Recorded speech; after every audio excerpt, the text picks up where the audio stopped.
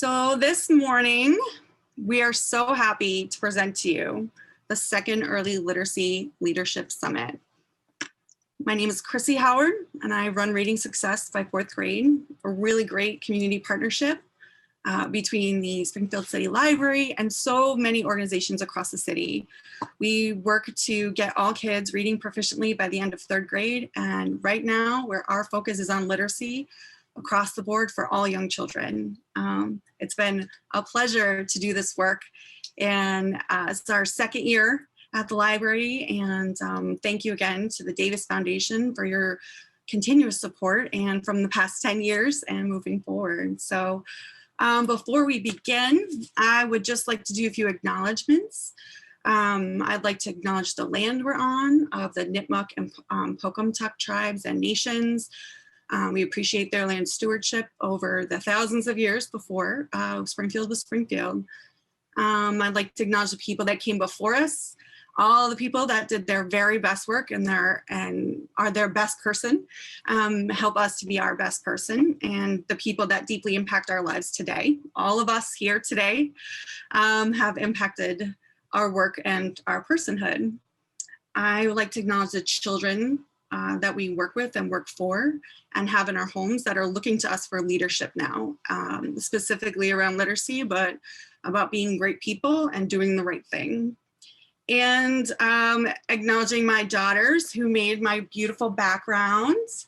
Cadence and Danica are 3 and 7, and we're working on reading at home all the time. And I'd like to acknowledge my mom for taking them today. So I just want to say thank you to everyone for being here, knowing that we don't do this alone. And that's kind of the theme of our day is we can't do this alone. We need to all be in literacy and learning and the rearing and growing of children together. So I appreciate your time, your energy. We've got a very jam-packed morning for you. We're gonna move pretty quickly. At any point, take your break, do what you need to do, make sure we're deep breathing and we're stretching and just having a wonderful time learning and listening from each other. In true Reading Success fashion, I will not be the Chrissy show, but we will be hearing from people across the city doing the work that needs to get done. So we'll have a few greetings from our friends and family in our neighborhood.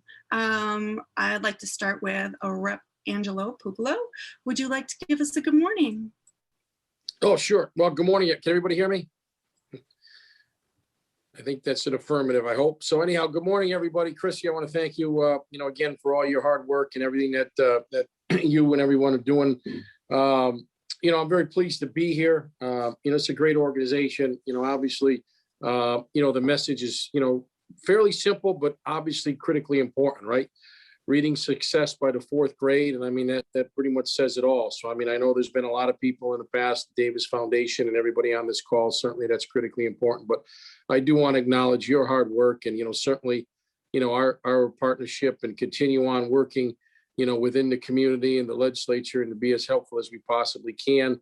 I also want to thank all the advisory board members, my dear friend, Paul Robinson, certainly everybody that's involved. Like you said, this stuff that just doesn't happen.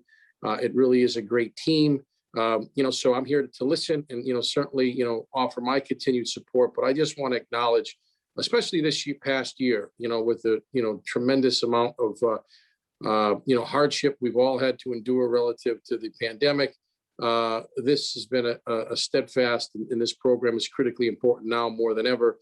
And certainly post-pandemic, it's going to even be more important. So I just want to, thank you. And, we've had a lot of success. We certainly don't rest on our laurels, but there's a lot of great work that's going to continue to be done to get that message out and to get everybody, success in reading by 4th grade. So again, thank you all. And I'm very pleased to be here and offer my continued support. Thank you so much, Representative, for your kind words. We really appreciate it. It's wholly a team effort. Representative Orlando Ramos, new rep, welcome. Good morning, and thank you. Can you hear me? All set, yeah.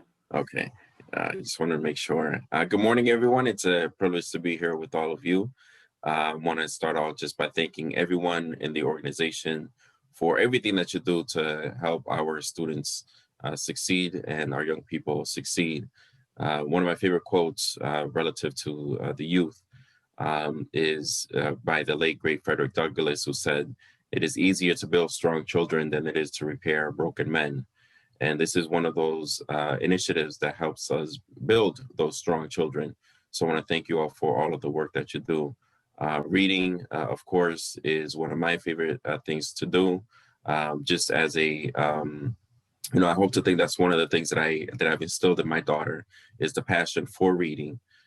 She is now 17, going on 17 years old, and but she's always been an avid reader from an early age.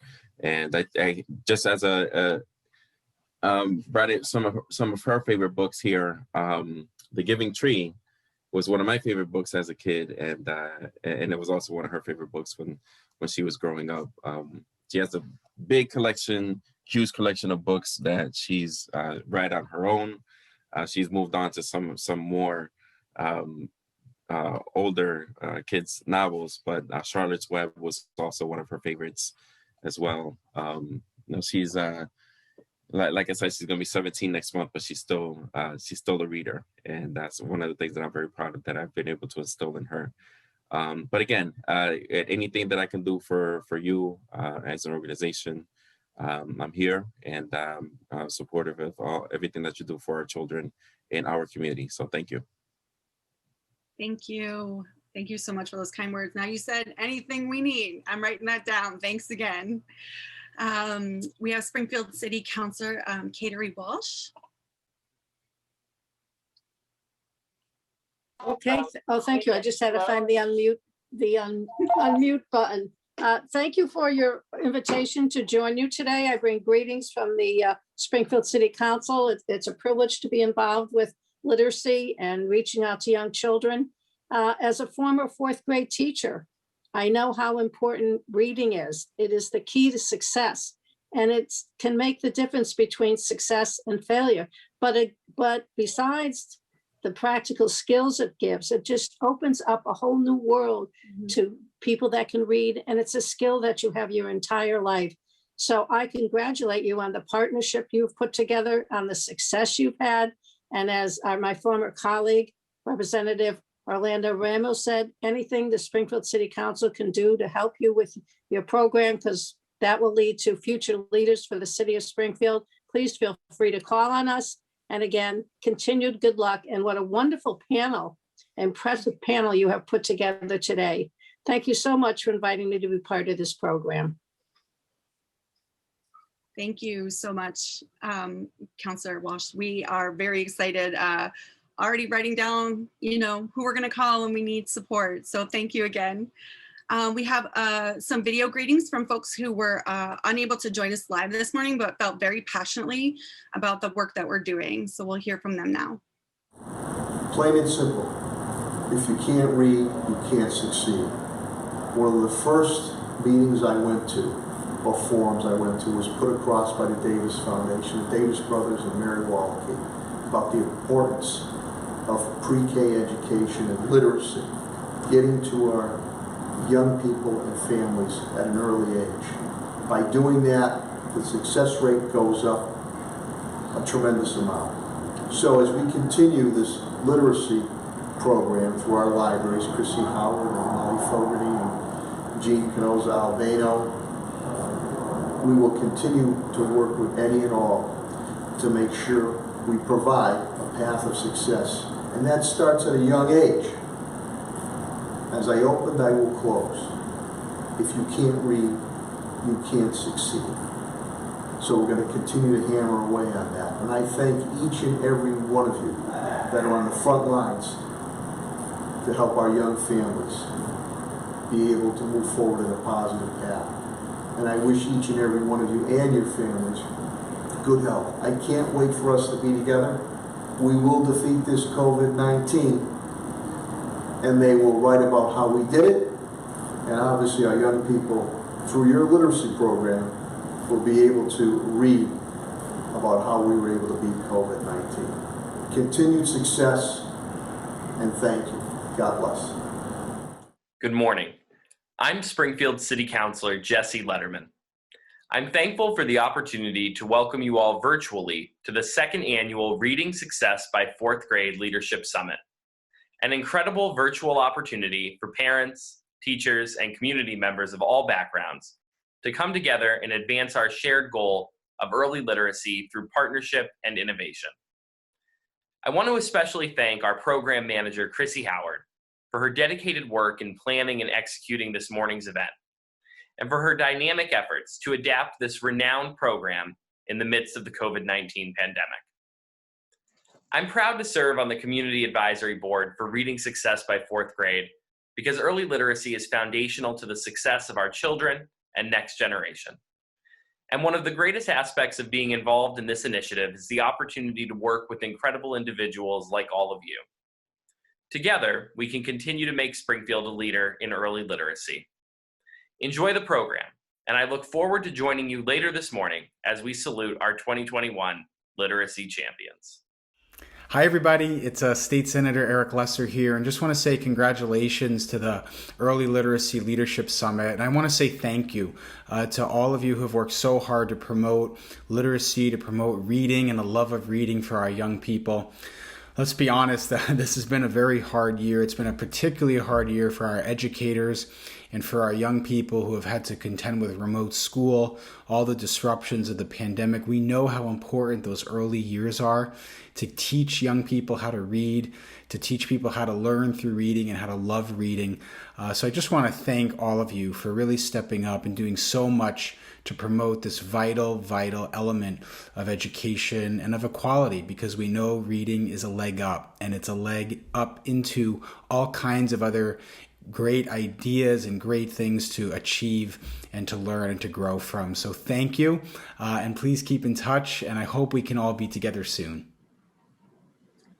That was just wonderful words from people who care so much about the work that we're doing, and I thank you, and I wish us all a great morning. I would like to just frame out our day a little. We have had a great morning so far. We'll continue to hear from partners who are talking about the importance of the work that we're doing and the very specific work that we have endeavored to take on during the pandemic with our capacity building. Then we'll hear for a while from our many community voices. These folks have been in Springfield doing work, and I want you to hear all about the good things they're doing. And towards our end, we'll talk about how we can come together to address the issues of early literacy in Springfield. To start right now, though, I'd like to just reiterate that we are setting kids up not necessarily for, the best score on the best test, but we're setting them up for literacy for life. Like Counselor Walsh was talking about, these are skills that don't go away.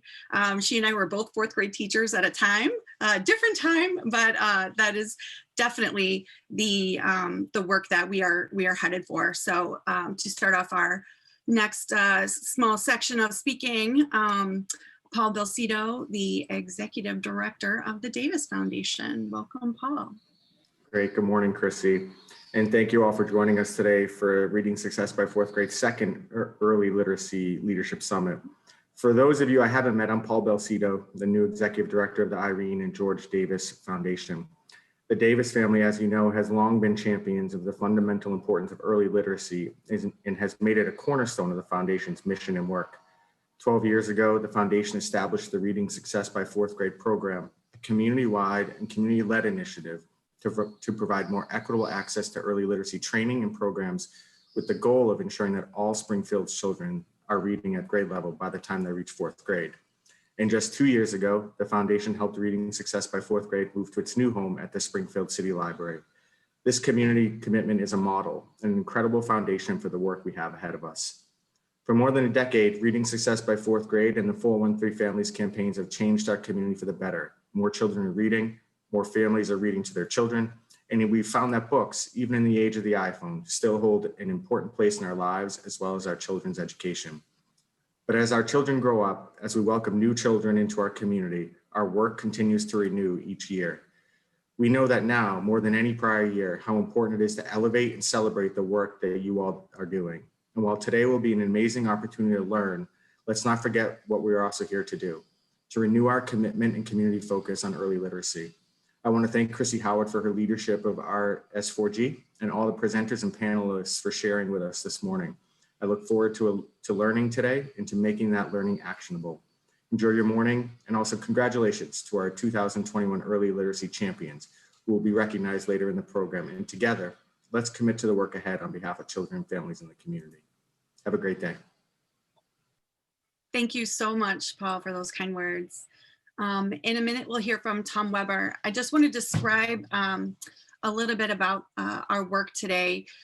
We are in context of the work that we do around early literacy, and obviously with the COVID crisis and the issues of systemic racism boiling to the top, we're facing two pandemics. Our work doesn't end just because we can't be in person. We just have to work harder. A lot of folks talk about working smarter, not harder, and everyone today is working both. We're both working smarter and we're working harder. COVID has brought around a lot of losses.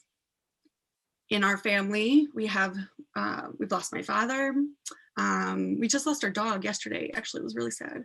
I know a lot of people are facing human losses. We're facing losses of jobs. We're facing loss of progress for groups of women of color, in terms of pay equity and issues across the board. And it's hard not to be overwhelmed with those losses. And I'd like to focus today a lot on our gains. What have we learned from the pandemic? What have we, pandemics plural, what can we do better? And to me, a few of those are around the way we've been able to innovate. We're all meeting right now on the internet. This is amazing innovation, people. We are having so many more opportunities to connect, even though they're not in person. And we're really recognizing the complex ecosystem of childcare and early literacy and our economy and our families and our general welfare, food security. This is all an intricate web. And when we try to throw money at a problem, or we try to buy the next best thing, or if we only have this new, shiny, we're not solving this interwoven ecosystem that needs to be supported in order for us all to be better and do better. So because this, literacy is socially constructed, that's what the research says. It's constructed by our culture, by our society, and with our children, families, educators, and community members. So because these systems are so complex, you're going to hear from a lot of people today talking about how it's all of our job to support this work and to help with this work. Even if you're not a teacher teaching reading every day, this is still our job. This complex system, this ecosystem of early literacy really relies on our community. And so I ask that you keep your ears open for places where you feel like, oh, I could help there, or I could do this. And also think about how you might leverage your own networks or your own family or the children in your lives, your grandkids, your nieces, your nephews, your cousins, how we can do our best to support all children.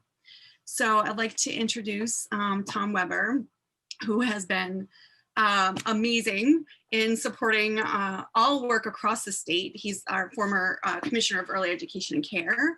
He's currently an Eastern Bank Foundation Fellow and the brand new Executive Director of the Mass Business Coalition for Early Education, which is just an amazing organization, again, recognizing that this is done as a community and working together to help support our youngest folks. So thank you, Tom, for coming today.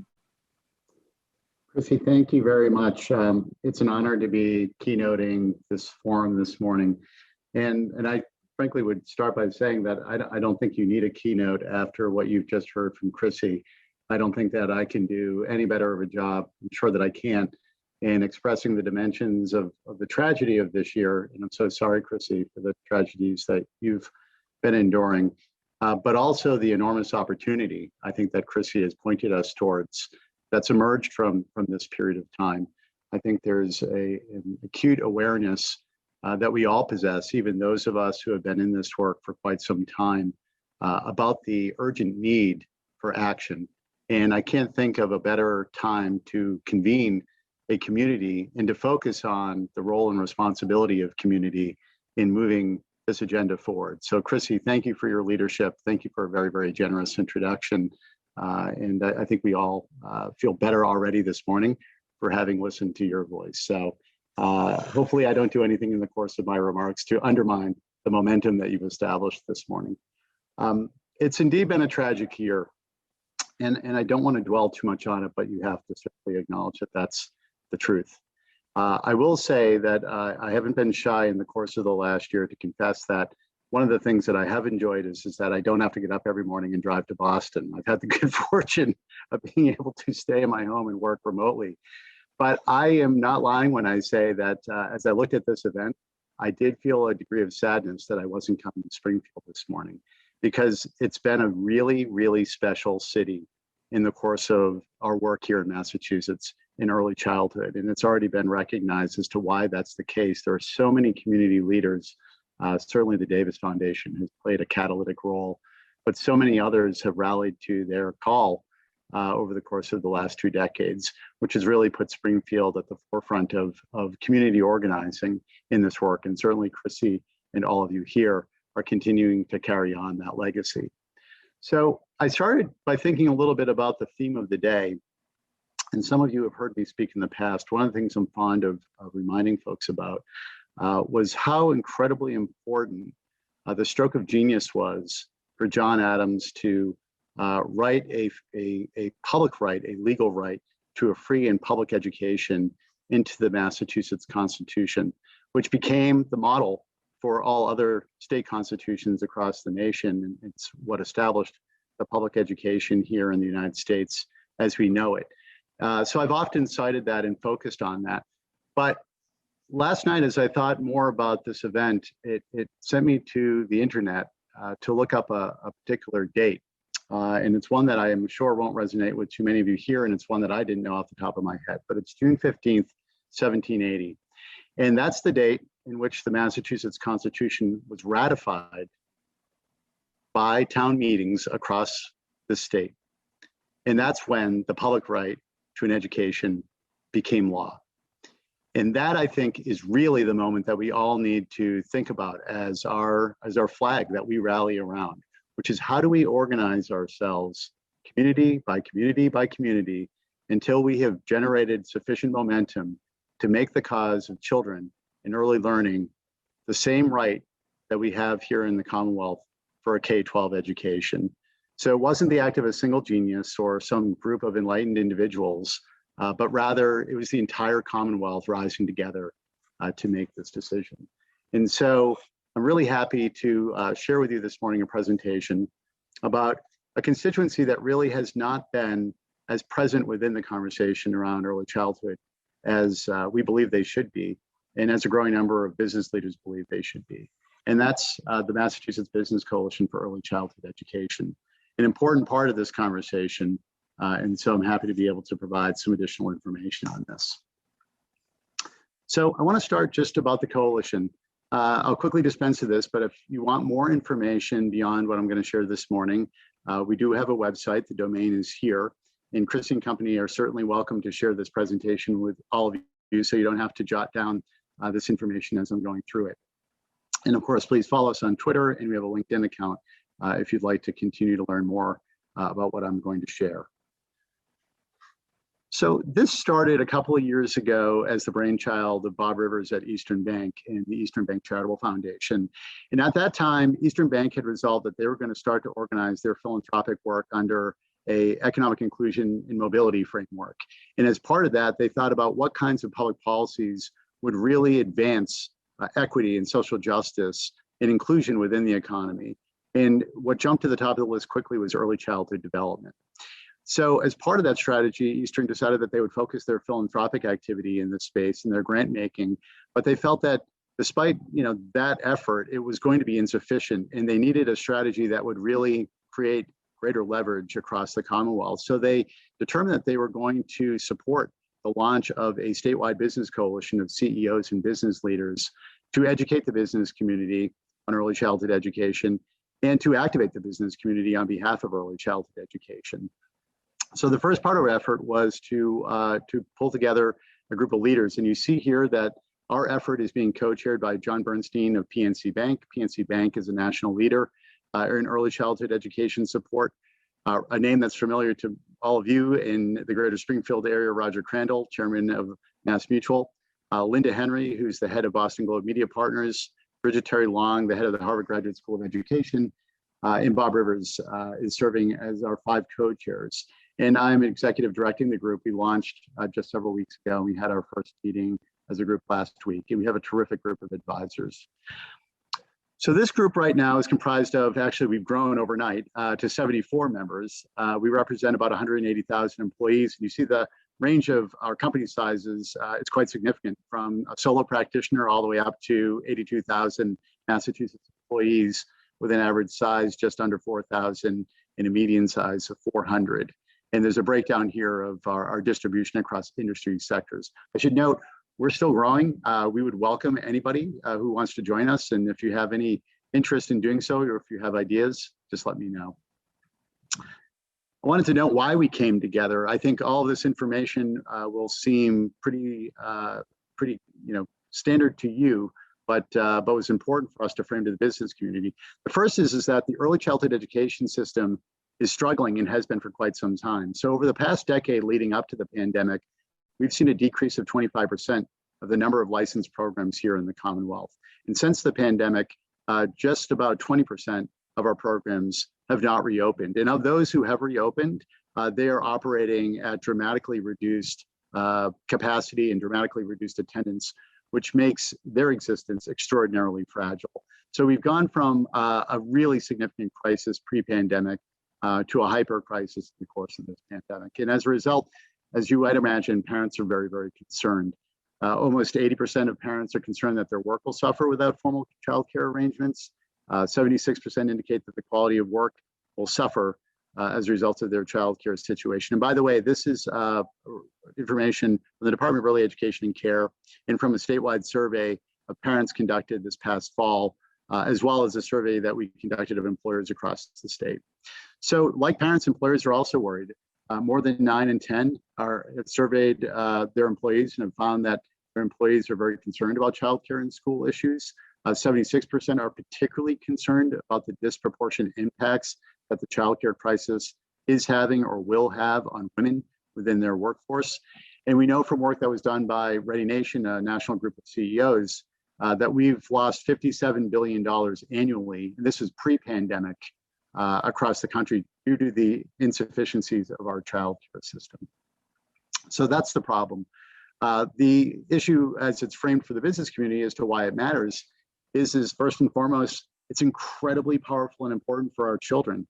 The period of time from 0 to 5 simply cannot be replicated again. And if we don't take full advantage of it, we're putting our children at a disadvantage. And we know that too many children are in fact being at a disadvantage. You're all familiar with the research on the slide about brain development having taken place largely in the period of time from 0 to 3 or 0 to 5, in that there are incredible lifetime impacts, particularly as it relates to academic achievement. Those who attend a high quality early childhood education program are far more likely to graduate from high school and attend college. But the benefits we know are tremendous to society as well. There's an incredible return on investment, as James Heckman, a Nobel laureate economist, has cited 13% annually, and that for every dollar spent, as much as $16 can be gained based on the results of the Perry Preschool study. The piece that's really been important for us to emphasize to the business community, because all of those points that I just made are resonant, the business community cares, but frankly, it's not been sufficient to get the business community to see this as an urgent, immediate issue. I would dare say that the pandemic has really made it much more clear about just how immediate and urgent that is. And that's partly due to the fact that our workforce has changed. Right now, 71% of all children under the age of 6 have all parents in the workforce, and that percentage has been increasing about 1% each year now for a period of years. As I mentioned earlier, there's a huge loss already documented by Ready Nation, and we see in a survey conducted by the Washington Post that 3/4 of parents and mothers and fathers are making decisions not to pursue professional opportunities because of childcare. And so that's not good, certainly for their well-being. It's not good for the well-being of their children, and it's not good for the economy and for the companies who would seek the most talented employees to support their work.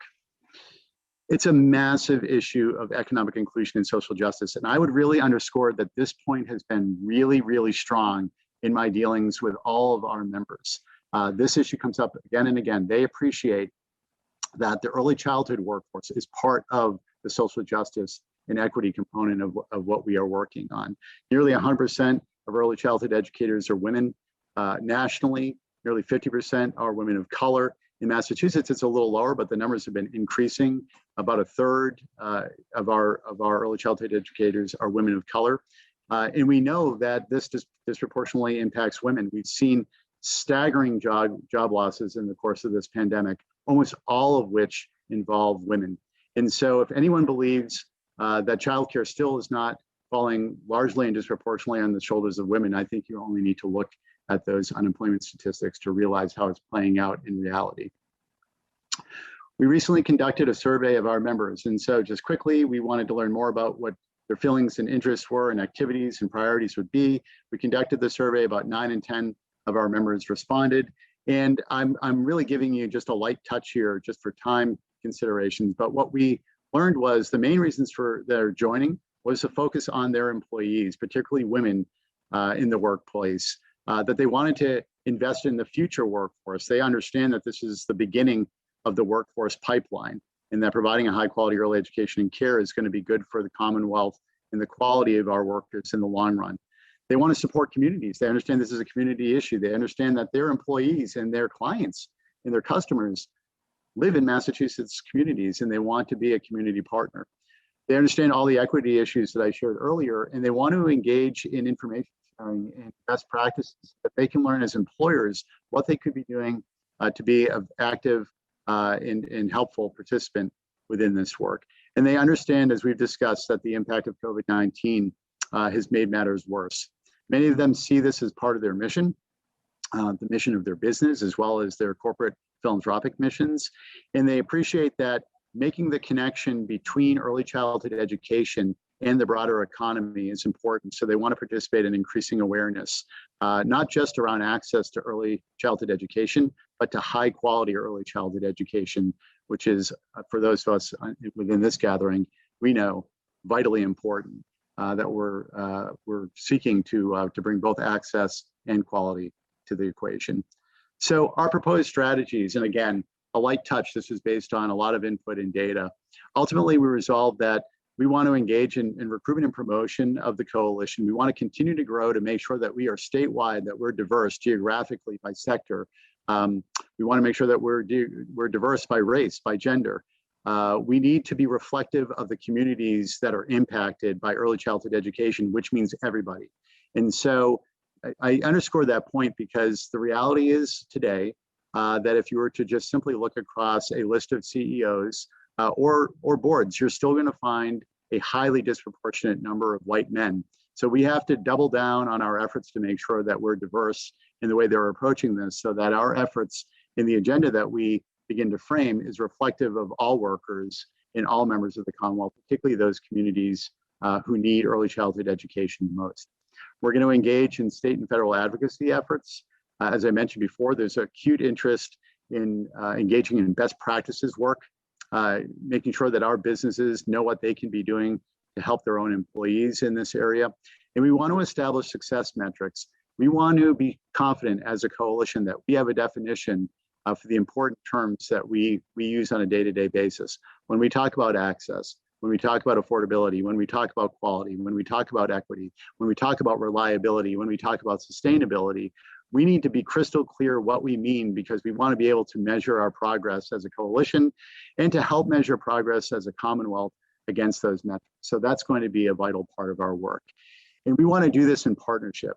We want to do this in a way that doesn't pretend that the business community, rather late to the game, I might add, somehow is coming in with all of the answers and all of the solutions. We understand that we have a lot to learn, but we also understand that we have an important role to play and a responsibility to play. And principally, we want to work with early childhood educators. And so we intend to create an early childhood educator advisory group to the coalition so that our agenda doesn't take off and somehow diverge from the real needs and interests of the early childhood education community.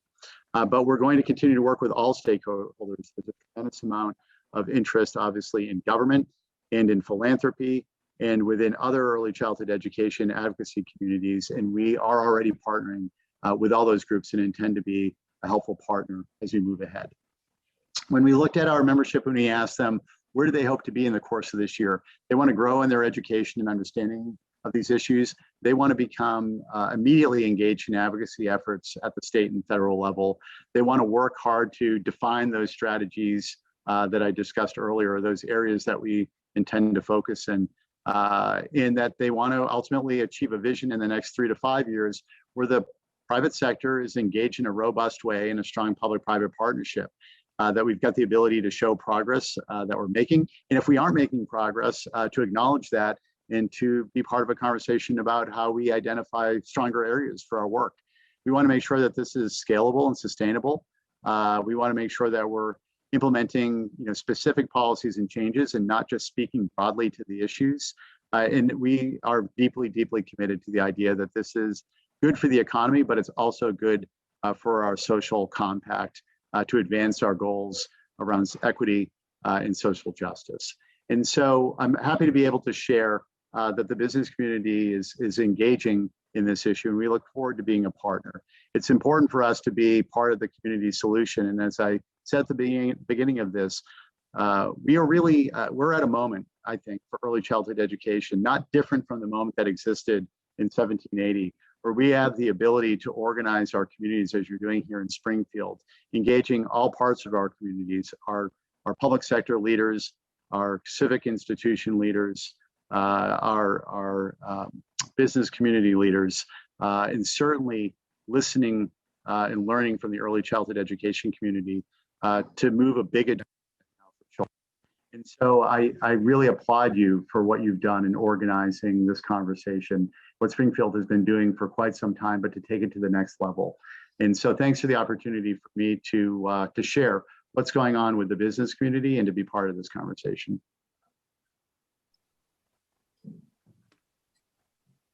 Thank you so much, Tom. We are so excited that you were able to come and join us today and tell us about that progress. I think you said, the business community might be a little late in joining the game, but better late than never. And we're so excited to hear that a lot of the work is about soliciting feedback from those folks who have been doing early ed for so long. I think, I talked a little earlier about if there were a way for us to purchase early literacy for everyone, we would have. And we could raise money, but it's about those complex systems, which include our business partners, our community members, and folks outside the world of early ed, because it's not just early education and care or early literacy, but everybody working together. So thank you so much for that. I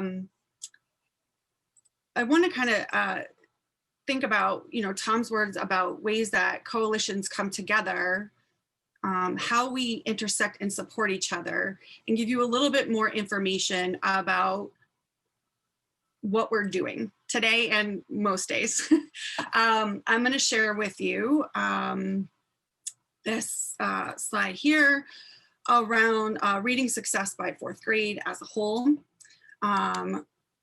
Reading success by fourth grade, like we talked about, this broad coalition of leaders. We have, in our last summit, did a really great listening session and found 3 areas that we were focusing on to be the leaders and support at the convening level, are supporting families as their child's first teacher, getting kids ready for schools, and Schools Ready for Kids. It's not the onus of the child to be perfect for kindergarten, but the welcoming hands of those kindergarten experiences enveloping any child that comes to them, and keeping kids on track to read. We know kids are only in school about 20% of their time, and the other 80% is in our community, and that's what we're working on. Our two kind of focus areas are about capacity building and systems alignment. Today, we're going to showcase the work of our capacity building.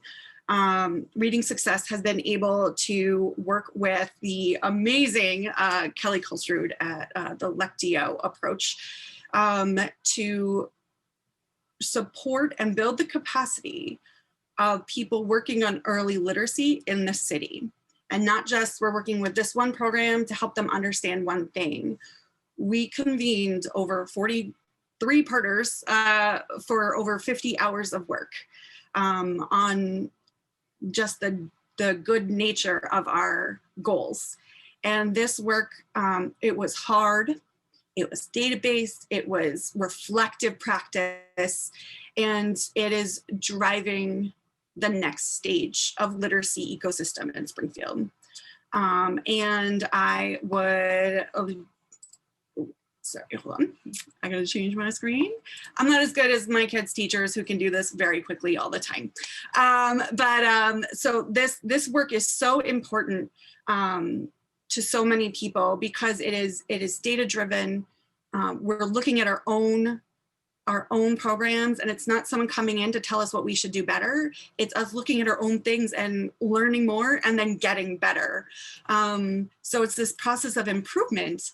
I was joking this, we're getting better at getting better because you have to practice getting better. I know it sounds crazy, but Kelly makes it all make sense.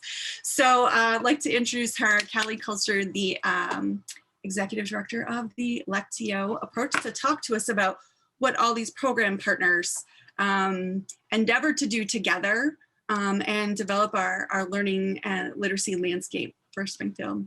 Thank you so much, Kelly, for joining us this morning. Thank you, Chrissy. It's, many thanks, Chrissy, for the introduction and for this opportunity today. It's invigorating to reconnect with the Springfield community, particularly in this context of longtime colleagues.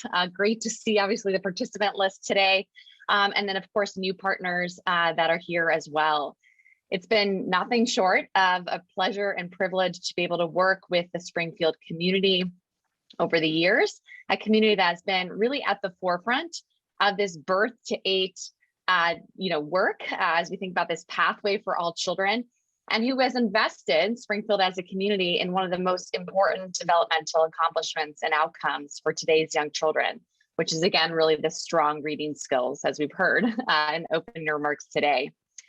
Importantly, a part of this work and a part of this kind of robust community effort that is there in Springfield is a culture that's been built around this idea of continuous improvement, kind of this idea, to Chrissy's point, of getting better at getting better, where partners are coming together, working to diligently and robustly analyze and refine their programming to ensure it's on track for the intended impact and really that measurable change that we're all invested tirelessly around for our children and for our families. So for this brief 10 minutes, I just look forward to sharing a window into this work with the Community Voices panel to follow, which will really provide a closer look at the leadership efforts and work that is really connected to going deeper and aiming for that greater impact. So I want to begin with this image you see here. We often start with this image because it captures much of what should be kind of resemblant of what you feel and what you experience there as a community in Springfield. So campaigns such as the Reading Success by 4th grade come at this work at a time when there's never been such momentum, especially in the space of early literacy and language development. At a national level, Birth to 8 initiatives across states and communities have proliferated nationwide. Private and public partnerships in states and communities have become a new vehicle for major investments in boosting early literacy rates, and school districts have organized for instruction that would prepare our students for today's knowledge-based economy. And as a field, we have even witnessed legislative action around third grade reading levels and thinking about obviously early childhood learning and the pathway again from birth to 8. Now, this is unprecedented and something to celebrate and to really feel heartened by, especially because we weren't in this place 10 years ago, 5 years ago. And as you can see here, this momentum really includes the offering of many programs and supports to promote early literacy for all children. And again, this should be really, resemble kind of what the work looks like in Springfield, which is to say that this programming includes everything from summer programs to the family education workshops, to the library programming, to the mobile health clinics, and to home visiting efforts, and of course, the work happening at our school districts and early learning centers. And encouragingly, right, these programs and services are being offered, right, outside of and in all different types of settings that are beyond educational ones, right? So they're happening, of course, again, in our health clinics, in our churches, and in our community centers. But with these increased investments and momentum, what we know in the summit today, and for many invested in this literacy agenda, is that now more than ever, right, as we've heard this morning across the remarks, that we need to work toward that greater impact and really rally around boosting early learning opportunities and literacy more so than ever. And this isn't necessarily about adding more programming to our landscape, but in fact, it's about going deeper and being more strategic with our programs and services. And this means that to do that, we need to address a few key findings that are actually drawn from the improvement science and that tend to be kind of unintended consequences that surface when we have all of this coverage and promise and activity that's happening within our literacy landscape. And today, as leaders, and some of us are very much literacy leaders, and then others, of course, were leaders in other contexts. I just encourage us all to look and reflect on these findings and then consider, right, that the power and commitment around this continuous improvement that's residing there in Springfield to really keep ensuring, right, that we're connected and focused to continuous improvement and going deeper for the success of all children and all families. And in service of leading for greater impact, one of these key findings involves this idea that we're not necessarily, oftentimes we don't have clarity on what we call the program key ingredients that are leading to our program's impact. So this sounds really simple. And of course, we should work to gain clarity on key ingredients to understand whether they are driving impact in our programs. And after all, making good on commitments and our investments and our momentum means ensuring efficacy. But in our experience and what the improvement science really tells us is this is actually quite rare. And there are lots of conversations about what works and lots of opinions about the answers. But getting at what exactly are those key mechanisms that drive the impact, for whom they're driving impact for and who they're not driving impact for, and under what conditions is just not commonplace yet for our field overall. So what you see here, without going into the weeds, is it reminds us that to ensure we get to this intended impact, that it's not just our programs and services there, right, across the community that are really impacting children's skills specifically, but in fact, it's really honing in and digging in to understand what exactly is existing in our programs and services, or what we call those key ingredients that are really changing the behaviors for the adult or for the child that we're really serving. And this is where we get to impact, and that is where we want to focus in on our resources. So we want to hold ourselves accountable as program providers or program supporters, that gaining this clarity on the understanding of key ingredients for each of our programs to understand what exactly it is that's driving the impact or hope to drive the impact for our children and for our families. Next, we're finding, again, that there's often this disconnect between what we've invested in and what we expect. So we often expect potentially too much from programs that by design will not lead to the impact that we intend. And in our initiatives, we have efforts, as you can see here, and that many of us kind of have have been invested in there in the Springfield community to understanding this kind of balance across these different types of efforts. But in any initiatives, we have efforts that spread information and materials. We have those that are really aimed to focus on structural changes and policies.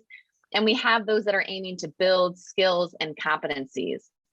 And what we need to be clear about, what we're working toward in this place in the service of continuous improvement, is that each types of these programs, right, constitutes a different design and a different requirement of resources, that time, that money, and that human capital. And what becomes quite clear as we kind of dig into our programs and dig into this idea of continuous improvement is that many of our programs or services might be guided by this goal of changing behaviors, but their designs and deliveries and invested resources, as discovered through this program analysis, actually make them more weighted toward an awareness raising function.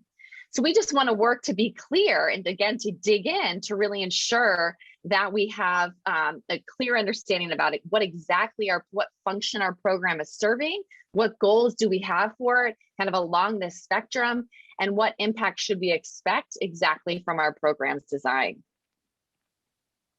And finally, there's often a need for more strategic coordination, which we've heard on multiple ways over multiple years. And here we really are honing in on this idea that strategic coordination has to go beyond just coverage, right? The coverage of the various stages or the ages or the settings of which our programs reside. And in many instances, when we have kind of a set of peppering or loosely connected activities, we might be in this place of inefficient redundancies or confusion, right, among providers and educators and stakeholders. Of course, there's the fatigue because we're working obviously really hard and we're investing resources and we're running many programs. But again, how are we getting to that place of coordination around areas of impact? And finally, again, most of our coordination typically focuses on coordinating around the ages of which our programs are serving or the settings of which they're in. And what we're trying to pivot toward and get more focused around is what impact are we really focused on in our programs and how can we think about more targeted, unifying plan and connected activities across the landscape. So with this snapshot, right, of key findings at hand, what will it take, right? What are we really thinking about, kind of to Chrissy's point, to really invest as communities and school districts and states and funders if we're going to capitalize on the momentum and investment, as well as attend to these kind of key findings that tend to surface when we're working so hard and investing so many resources. So first, it's critical that we as a field really merge these principles of the improvement science and the science of early learning and literacy development. So as you've seen, and we've talked about here, today's ambitious initiatives and complex landscape really demand this integration, right? So at Lectio, we merge the two, knowing it will necessarily take a committed approach to both. So we're absolutely going to have to think about what is this field of science of early learning and literacy development telling us. It's changed. We have much more precise information than ever before. But in turn, we also have to think about Springfield specifically. What works for whom and under what conditions, right? So that's the improvement science, and we have to think about both in order to really ensure that we're supporting and delivering on those outcomes for children and families that we hope for. And in turn, it's also clear that as we go forward and dig into our programs and services and our improvement work generally, that we have to be more strategic with what we have. And so this necessarily means stepping back and working to improve and analyze our efforts on two levels to ensure that we're moving forward with the impact we're hoping for. And this means we're going to have to look specifically at the individual programs and services there within the organizations in Springfield to really gain a clear understanding, right, about how and why each of these programs leads or doesn't lead to the intended outcome. And then, of course, we're going to have to think about the Springfield landscape, understanding that no program is operating in isolation, but rather we're working to ensure that set of connected and cohesive programs to really relate to the big picture goals of the community and overall impact. So excitingly, right, as kind of a closing comment here, as we move forward, we can see how this commitment to capacity building and continuous improvement is well within reach and existent right there in Springfield. We've seen organizations undertake our high impact process of analyzing their efforts and investments and commit to this new strategic actions to really improve on outcomes. And importantly, you'll have a chance to hear from some of those partners here directly after my comments, all who of course are working tirelessly, working to unlock the reading potential across the Springfield community. And that's by doing better by their current programs and services, but not by adding more to the plate or to the landscape. So with that, I just want to thank you, and I look forward to the continued work as a partner together to targeting such a critical issue. So thank you so much. Thank you, Kelly. That was amazing. It really gave such a great understanding of what we've gone through together in our learning groups. What Kelly was talking about, this really intense process of looking at our own programs and making sure that we have those active ingredients, that we have those key things that actually make a difference, and that we know what they are, and that we're really focusing our time and energy on the things that work and the things that make change. It is so amazing, this approach, because we're not having people come in and tell us what we're doing is right. We're learning how to do that ourselves.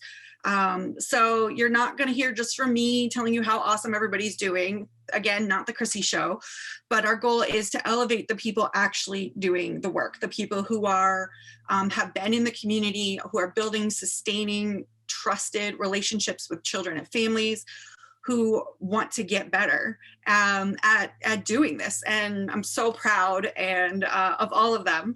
And this is a constant work. We're never going to be done getting better. We're always going to continuously reflect and refine our processes.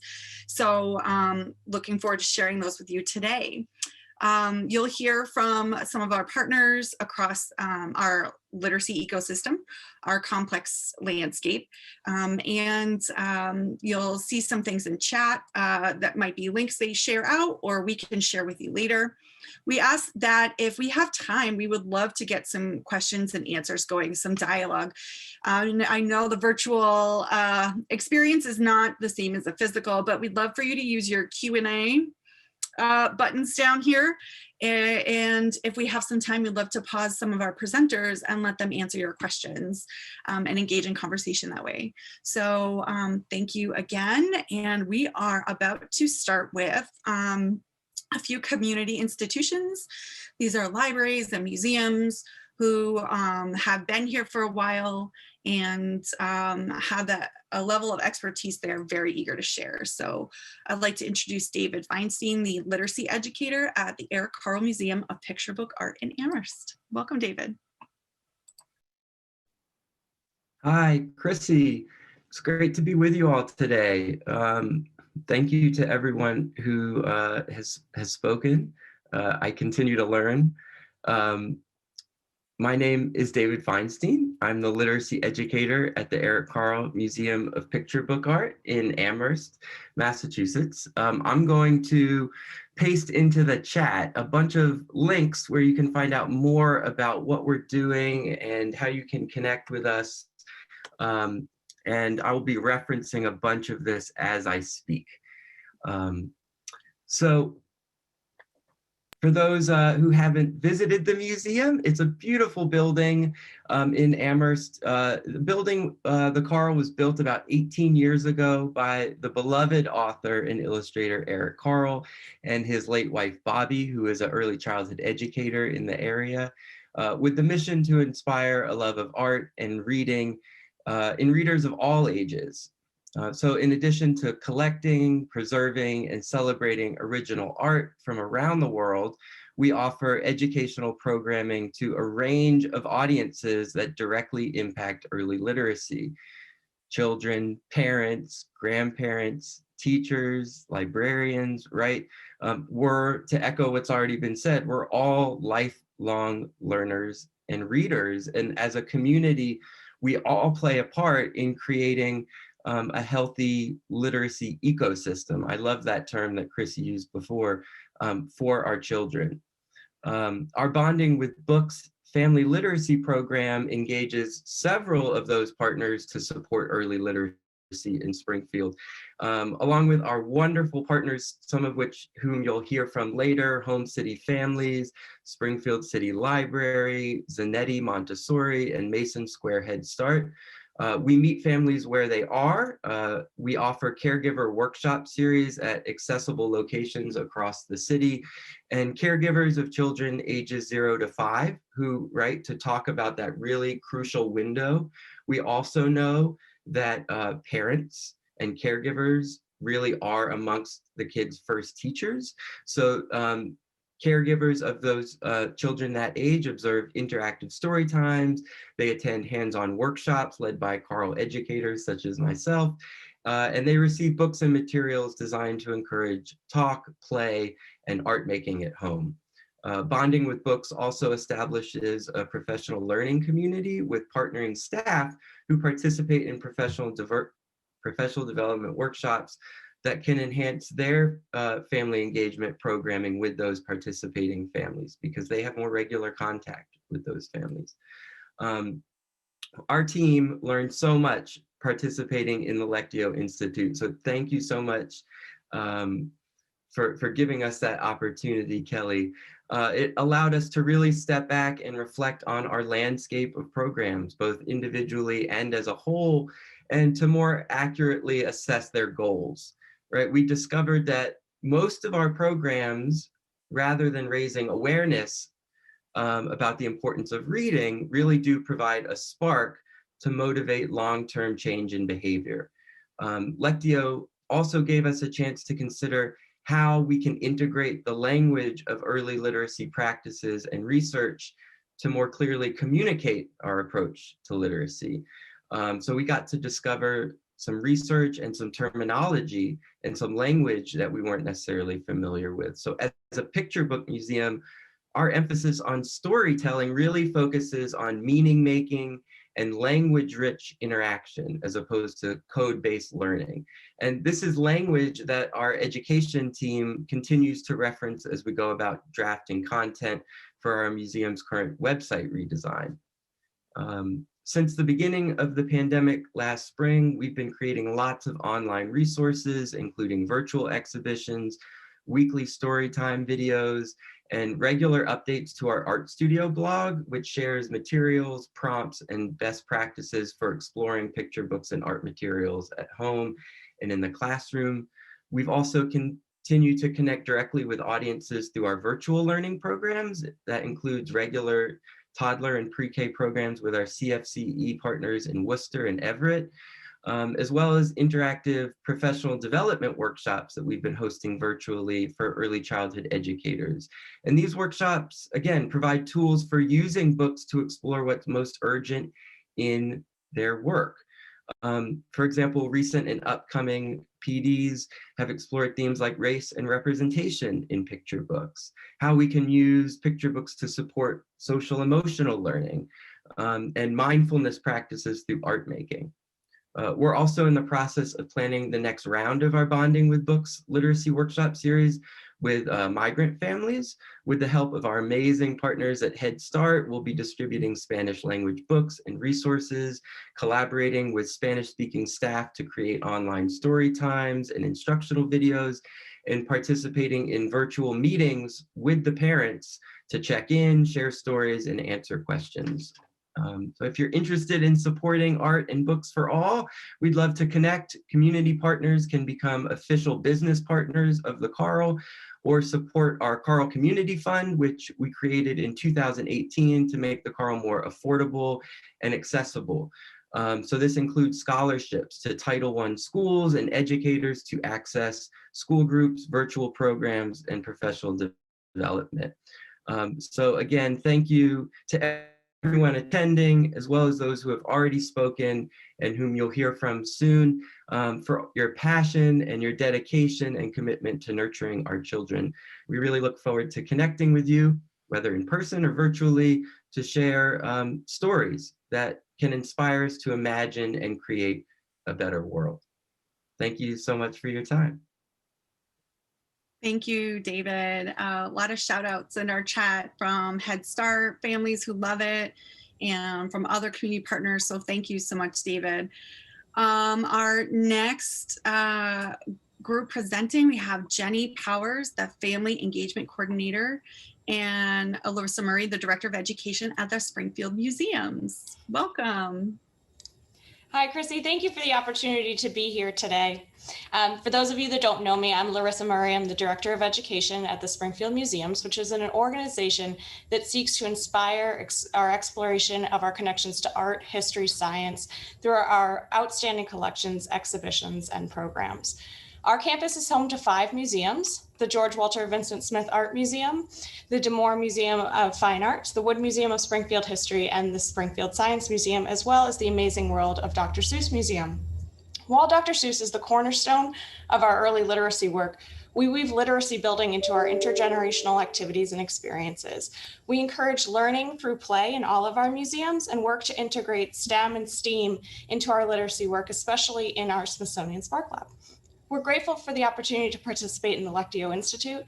It's been a rich and thought-provoking training that has allowed us the time to reflect and learn as a staff. We'll delve deeper into our intentional program development, and we're able to further understand the needs of program evaluation, which is always something that's ongoing as we seek to do program evaluation that meets the needs of our kind of different style of learning with drop-in visitors. Jenny Powers, I'm going to turn it over to you to talk a little bit more in depth about what we do with our literacy programs.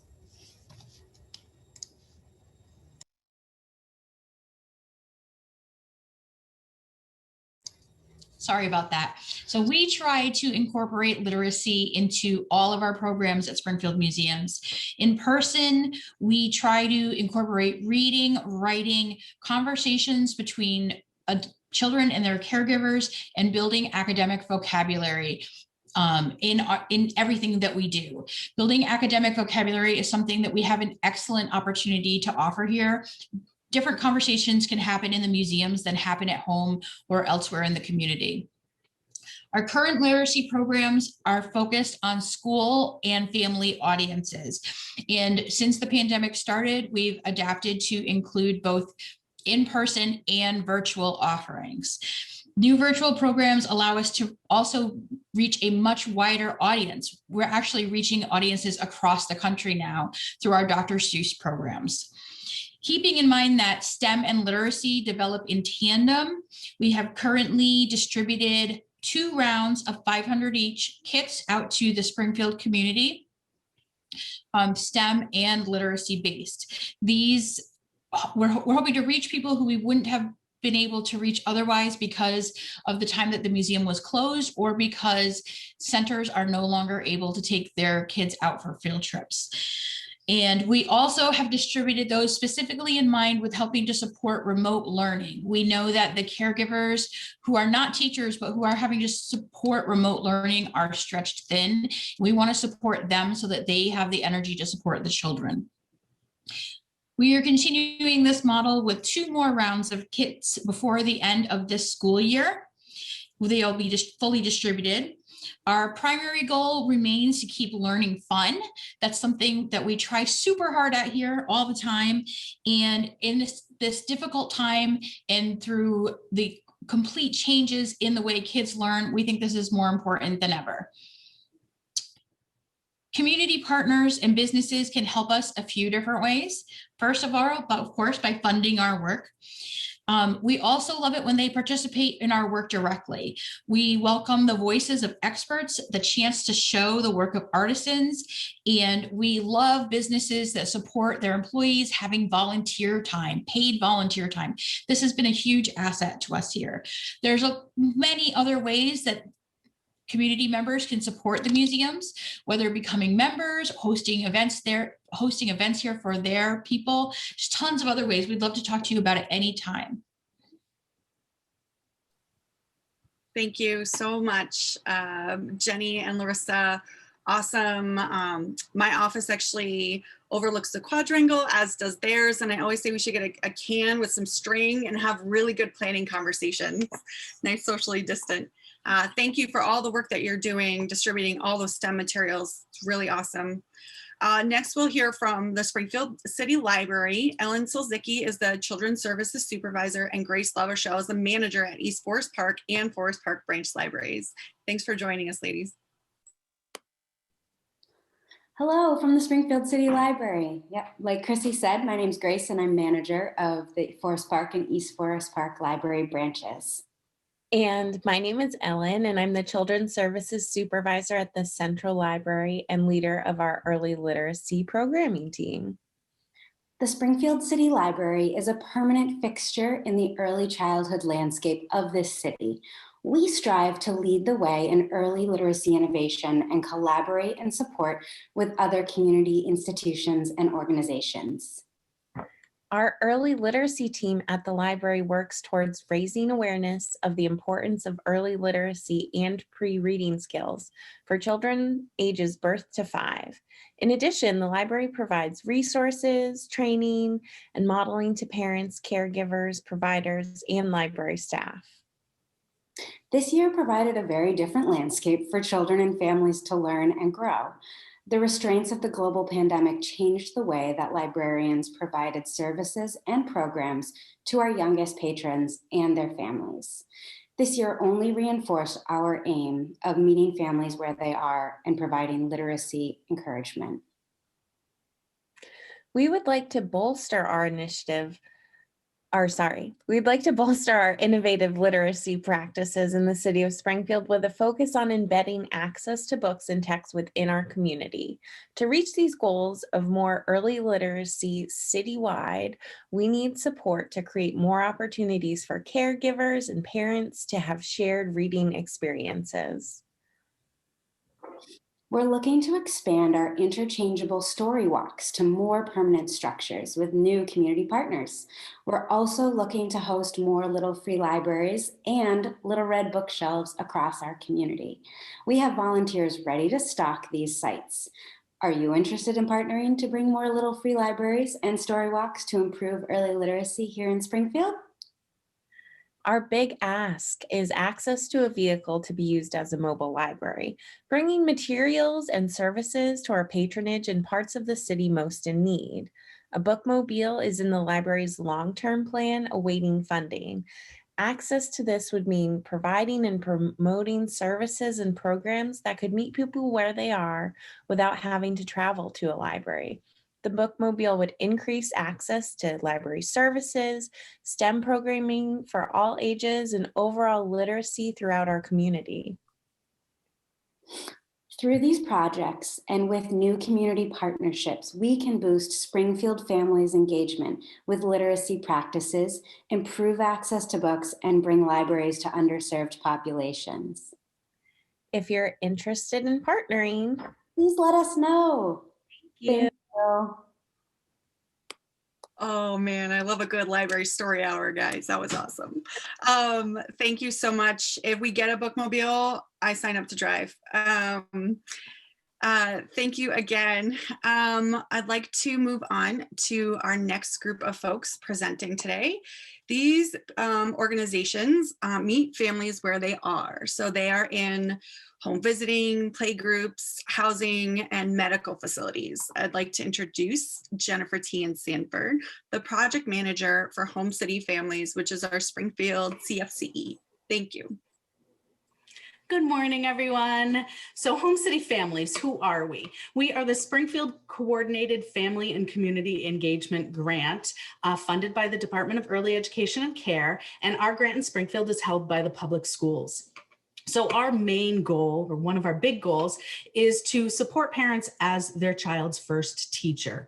And so how do we do this? We do this through parent-child groups, play groups. Pre-pandemic, we partnered mostly with the libraries, and we did lots of play groups in the library community rooms. And so that partnership was really important for us and really helped us gain a lot of participants in our groups. Post-pandemic or during pandemic, we had to shift all of our programming to virtual. So we did that in a way. So we're providing virtual programming on a regular basis. We're doing video recording and we're doing live programming. We also provide parent education programs, including our Ready for Kindergarten program, which is funded by the Davis Foundation and help support parents at home to learn tips and tools to help their child be kindergarten ready. We also, a big part of what we do is being a community connector. We call it I&R, and information and referral, in our program. So not only do we provide the resources for families, but we also support community programs. So if community programs are needing services or finding out about programs within the community, we are always there to support families. And it's something that, you know, building relationships with the community providers is really important, because it's wonderful to be able to say, hey, at library, how can we help this family? Housing, how can we do this? And we always preface all of our I&R with, we help families navigate the system. We certainly aren't going to be able to find a family an apartment and get them housing. But we can help them navigate the system, which often is a big challenge, as we know. So Lectio really gave our staff the opportunity to be intentional about our program design. So we do the things that we do play groups and we do parent education, but really looking at what are the goals and the intended outcomes of these programs, and how do we design these to best meet those needs? So it was really good to have that time to sit back and reflect and being much more intentional in how we were doing our programming. And parent feedback and evaluations were really important too, because although we do our play groups and we want to know what the parents want, and we want to also match that with the community needs. So, you know, finding that balance between the want and need in the community, because we could do all of this wonderful programming, but if people aren't participating, you know, it's kind of all for naught. So one thing I wanted to highlight today, we started we call it the Learning Landscape, and it is a at-home learning guide and support. We do these monthly. We use the Big Day curriculum, which is widely used across the city of Springfield, including the Springfield Public Schools and CPPI programs, and a lot of community-based providers. So it's really nice to have that bridge, using the themes and topics that are used within the curriculum. We partnered with the public schools. We were very fortunate to be part of the public schools and have access to the Big Day curriculum. And we worked with Reading Success by Fourth Grade, and we worked with the Springfield libraries and to get the message out. So I'm going to pop that actually in if anybody's interested in taking a look at that. Oh, I don't know if my links worked, so I'll get that to you. So they are a monthly guide for families. We also created take-home bags that families could use the print materials, and then they would get a bag of goodies to support the at-home learning. And we worked with Text 413, and the message went out, and parents were wildly interested in this program. So it was wonderful. We were able to do a budget amendment and shift around. It was that time of year, and double the amount of materials that got into the hands of families, which was wonderful. And we hope to continue to expand that. Every month a video goes out with that, so families can connect to the video and learn a little bit. So it's really, again, supporting families where they're at.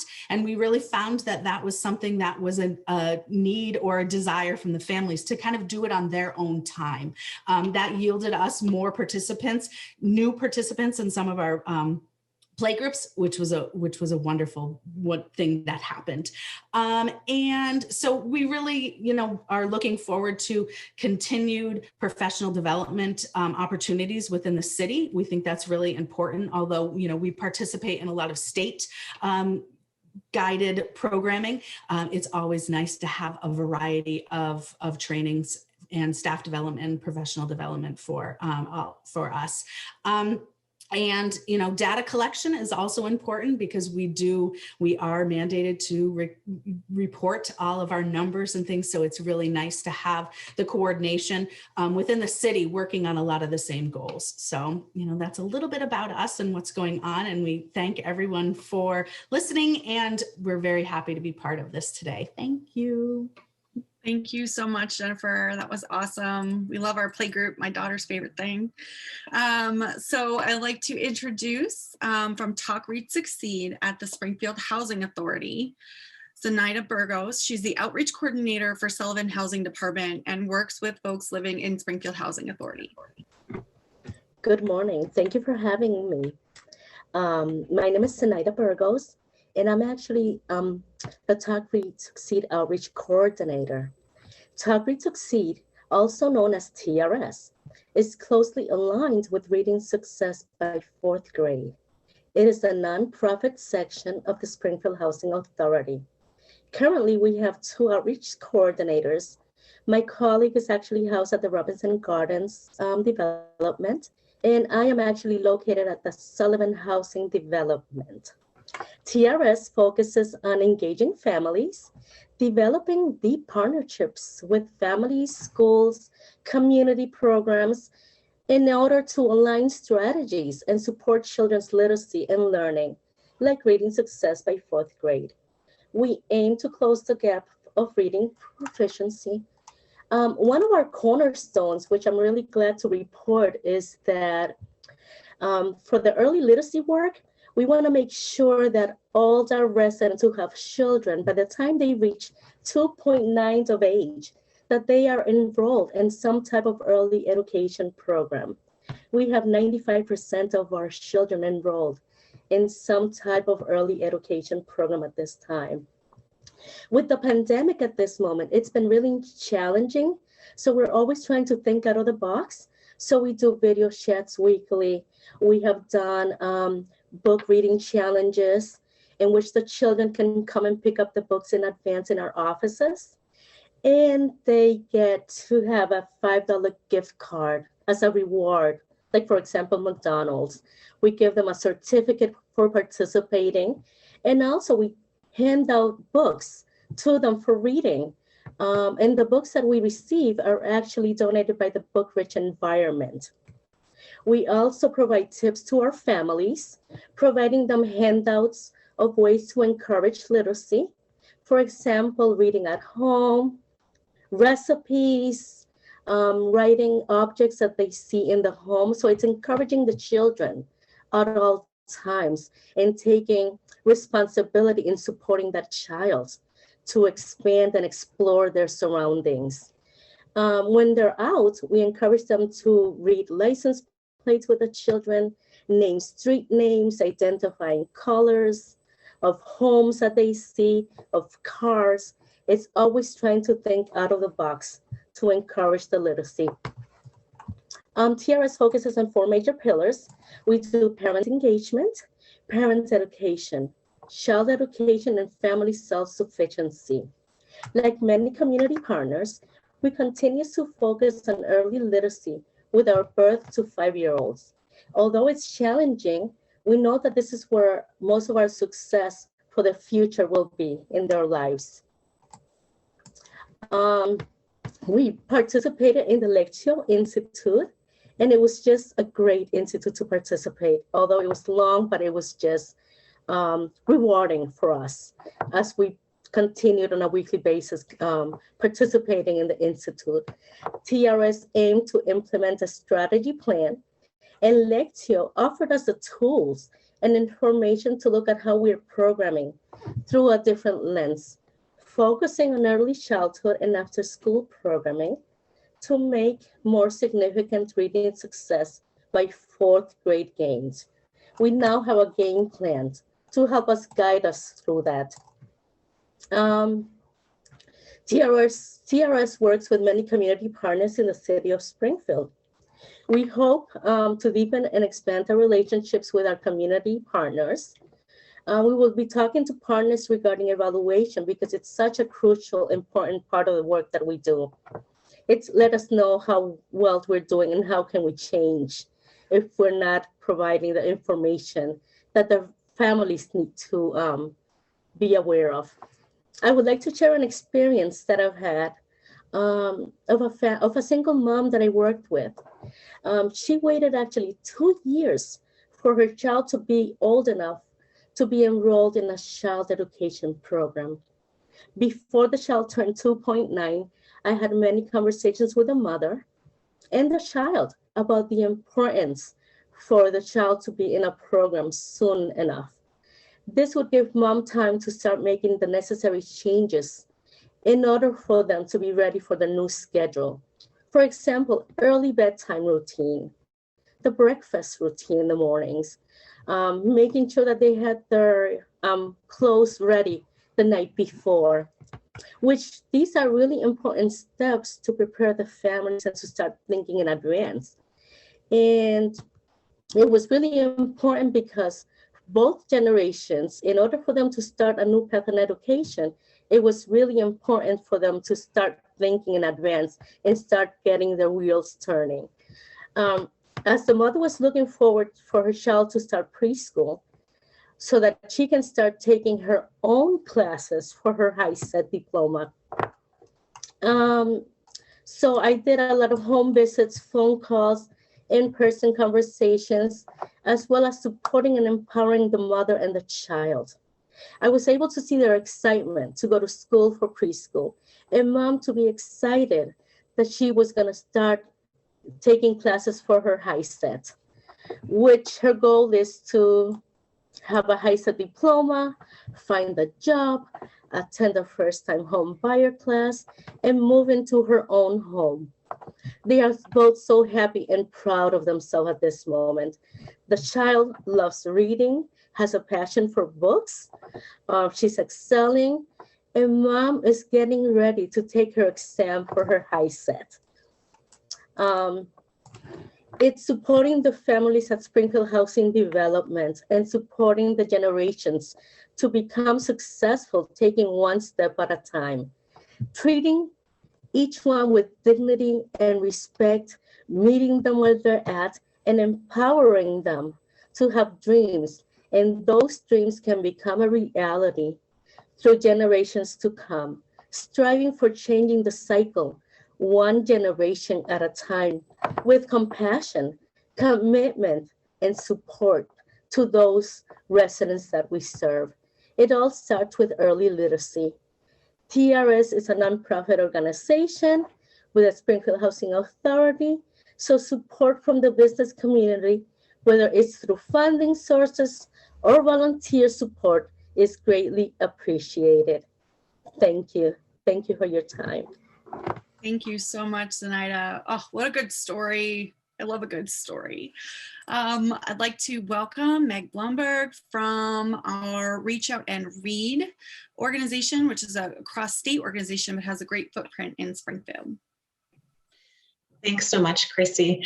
And Zenaida, I want to say thank you. I don't know if it's luck that I ended up after you, but so much of what you just shared ties directly into our program and what we do. So thank you to Karma or Chrissy or whoever arranged that, but it's perfect. So thank you. I am Meg Blomberg. I am the program director for Reach Out and Read Northeast. Our Northeast area encompasses, we're a little bit of a different version of the Northeast. So we are Connecticut, Massachusetts, Vermont, New Hampshire, and upstate New York. We're a national organization in over 6,000 clinics across the nation. We have 532 in our Northeast region, and 16 of those fall into Springfield. So what is Reach Out and Read? Reach Out and Read gives young children a foundation for success by incorporating books into pediatric care and encouraging families to read together. So we know that almost every child needs to and should go to the pediatrician. So we are incorporated into the embedded and existing healthcare system. The cornerstone of our work is how we're already embedded. We integrate early literacy and relational health promotion into pediatric care, prioritizing historically marginalized communities in establishing our program sites. By being integrated into the pediatric well visits, we do have near universal access to children, and we can leverage that existing infrastructure to administer our intervention. The intervention is given by the pediatric care providers. So at all well child visits from birth to 5, when the families come in for their visit, the parents are talked to and encouraged to read aloud together. They're talked about the importance of reading and all the milestones of literacy and development at those visits. While it's not the other secret piece to our program is that we're not an addition. This isn't something different and added on to a well child visit. When you bring your child to your well child visit, the providers are already doing developmental assessment. So with our program, that developmental assessment is done by giving a book. So when they give that book, it helps, they give it at the beginning of the visit, it helps break the ice. The provider can then do their developmental assessment with the book, talking to the parent and talking to the child, and you get a whole lot of information if the child is even interested in the book. If the book gets sort of tossed to the side, you might say, do you read at home together? So it really gives and opens a great conversation between the pediatricians and the families. So they, one of the things was really interesting for us during COVID is that while we do have near universal access to all children, they do have to attend well child visits, that during COVID, we've seen approximately a 25% decrease in the children that are coming to their well child visits. That's in Springfield, that's in Massachusetts, that's the Northeast. It holds with the data we're seeing across the nation also. So while some of these children are being seen via telehealth, there's a really big push to get those children and families back into the offices for their vaccinations and for their well child visits. We know that those children are still there. We didn't lose 25% of our children. We just need to get them back to the offices. So it's very interesting. So the program, the children are given the book, but the secret sauce to our program is all the literacy encouragement that is going to the families along with that book. And the book is the tool that they can take those new skills home. They can bring that book home and practice those new skills at home. So this has been really interesting today and great for me to hear all of the other places in Springfield where families can access more books to practice those skills even more. So our work in the Lectio Institute really helped us recognize and acknowledge we had newly created a strategic plan, and thankfully all of our work from the Lectio Institute validated that we were headed in the right direction. We have one program and it's a singular focus for us, and that really does work well. It helped us reshape and rethink some of the messaging that we are putting out there and some of the ways that we're measuring outcomes.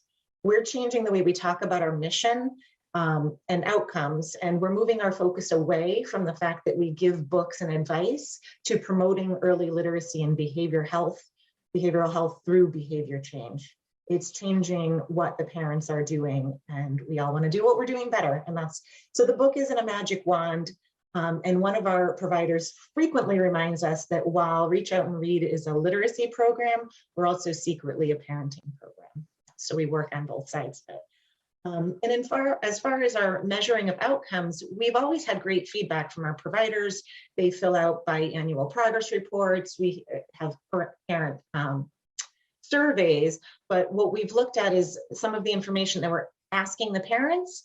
We're taking a better look at what we're asking and what we're hoping to learn from them. The progress reports that they fill out twice a year and the anecdotals from the providers are great, but we're really looking harder and looking for a way to get deeper into the parents' voice and ways to address the needs in our specific communities. So as far as where we're heading next, we are newly in upstate New York, Vermont, and New Hampshire. So we're working on enhancing our consistency and fidelity to our program model and what we've learned from this institute and making it go across our entire region. We're looking at expanding books down to birth. So our program starts at birth, but the first book isn't received until the 6-month visit. So we're looking to expand that down to birth. And we're looking at our penetration in the States, trying to get to every child here. And as far as our business and community partners, like everyone else, we need funding to make this happen. We're currently in about 2/3 of our clinics in Massachusetts, and we would love that to be 100%. We're looking to increase our access to diverse books to better represent the communities and the families that we see. Business and community partners can help support individual sites. We have individual sites that you can support. And also to advocate locally and nationally for policies and funding that benefit the early childhood sector. We all talk about early childhood, and early means early. Early doesn't mean 3, early doesn't mean 5, early means from birth. So reaching everyone that we can. So thank you. Thank you so much, Meg. We really appreciate that. It's such important work that we're all taking part of. Our next group of organizations are out of school time groups. So we have South End Community Center and Springfield Parks and Rec. Individually and together, they serve so many of Springfield's kids when they're not in their regular school day. So I'd like to welcome Jacques Rivera from the South End Community Center. Thank you. Let me just unmute so you guys can hear me. Let me share myself. Open. All right. How is everyone? Jacques Rivera from the South End Community Center. South End Community Center is located at 99 Marble Street, Springfield, Massachusetts. One of the longest standing physical plants, or our new plant. Our new plant is on 99 Marble Street. We for a long time was on Howard Street, where the casino is now. I've also put our website on here if you want to take a look at that. Chrissy, thank you for having us. So kind of quickly, who we service everyone between the ages of 3 years old to 21 on the youth side of it. And then anyone who is an adult looking for services, we also give out a ton of flyers for all agencies and with our brochure. So if you have any of your programs, these wonderful programs that I hear about, we would love to share your materials within our community and to our families as well. So if you ever are in the area and want to drop off some pamphlets, please do so. So what do we offer, right? We offer Itty Bitty program, which is a sports-oriented program geared towards basic verbiage in sports. I think oftentimes our motto has become, oftentimes young people think that you can only learn while reading. We've really challenged our staff to teach in every aspect. So learning new terminology through sports is a big focus for us with kids as young as 3 years old. And then at the age of 5, kids can start going to our out of school time program, which currently consists of a virtual learning program. We have up to almost 40 kids enrolled at this time. And then we have over 120 kids enrolled in our athletic program, and we run a team program for ages 13 to 21 in our community youth corps program. So really quickly, South End Community Center is an all-inclusive public service agency which serves the greater Springfield area with a focus on the South End community. While we were displaced from the tornado in 2011, we do have a brand new facility that we're really grateful for. The South End Community Center's business model provides a holistic assessment approach to provide wraparound services. So the goal is that we see our kids from the time they walk in at the age of 3, we kind of create a cohort from the age of 3 through sports. And then we really want to gear them all the way through. So partnering with the Springfield Public Schools and surrounding school districts, so we know what's going on during their academic day, and then kind of reinforcing those same strategies in the afternoon. Our mission is serving children, youth, and families in the Springfield community with a focus on the South. The South End is dedicated to helping individuals develop qualities needed to become responsible and caring citizens.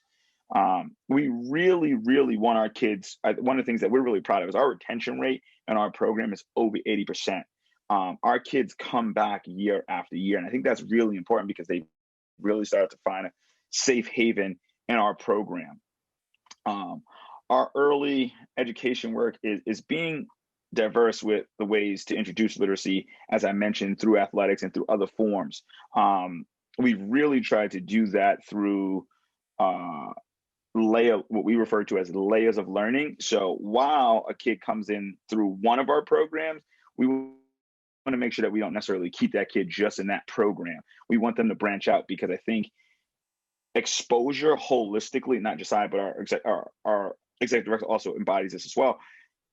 Exposure across many avenues is extremely important. So we provide the hands-on learning literacy component to keep the youth learning without just sitting and reading. The South End Community Center uses resources of the Springfield Library to provide scavenger hunts, library visits. We're one of the few community centers that still go on field trips in our summer program.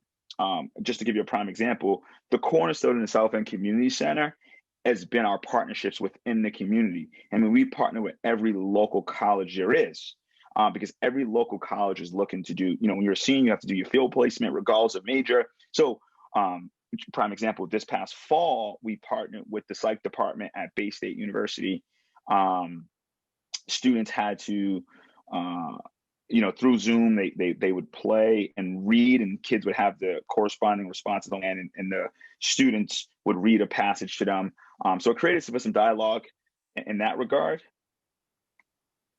So the Institute was really good for us because we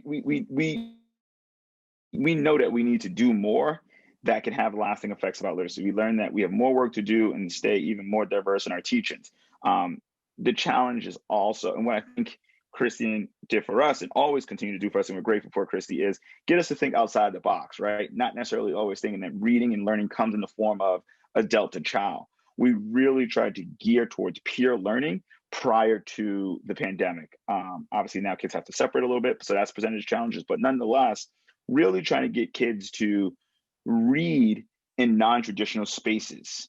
So one of the things we challenged this year, because we have the whole building, is we let kids take the book of their choice when they don't have work, and they can go and plop pretty much anywhere throughout the building and read in a comfortable space. I think as adults, we have that flexibility in our workspaces to read at lunch or whenever, but we sometimes put limitations and guidelines on when and how kids should read, but just giving them freedom to go and pick a space and read has been really helpful for us.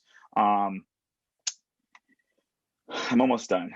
The literacy work that we would like to embark on is assessing participants. This has been a practice that we've done in the past, but something we want to implement again, so we know that our practices are working or not working, so we can make adjustments.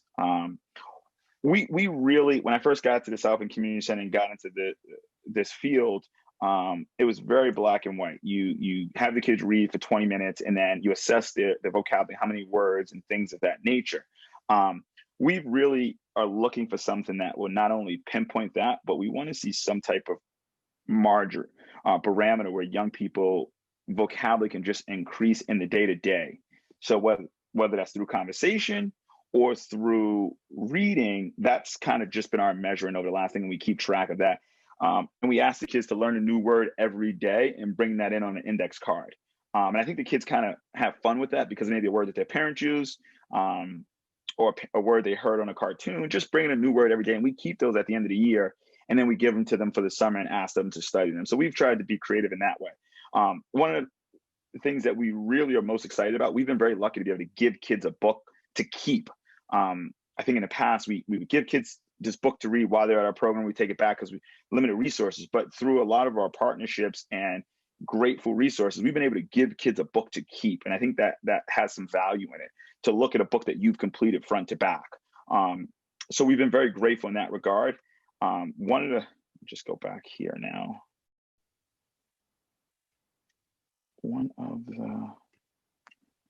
So one of the things that we've been most grateful about is that we have a ton of volunteers who give in to us, and we're not asking for finances or anything of that nature.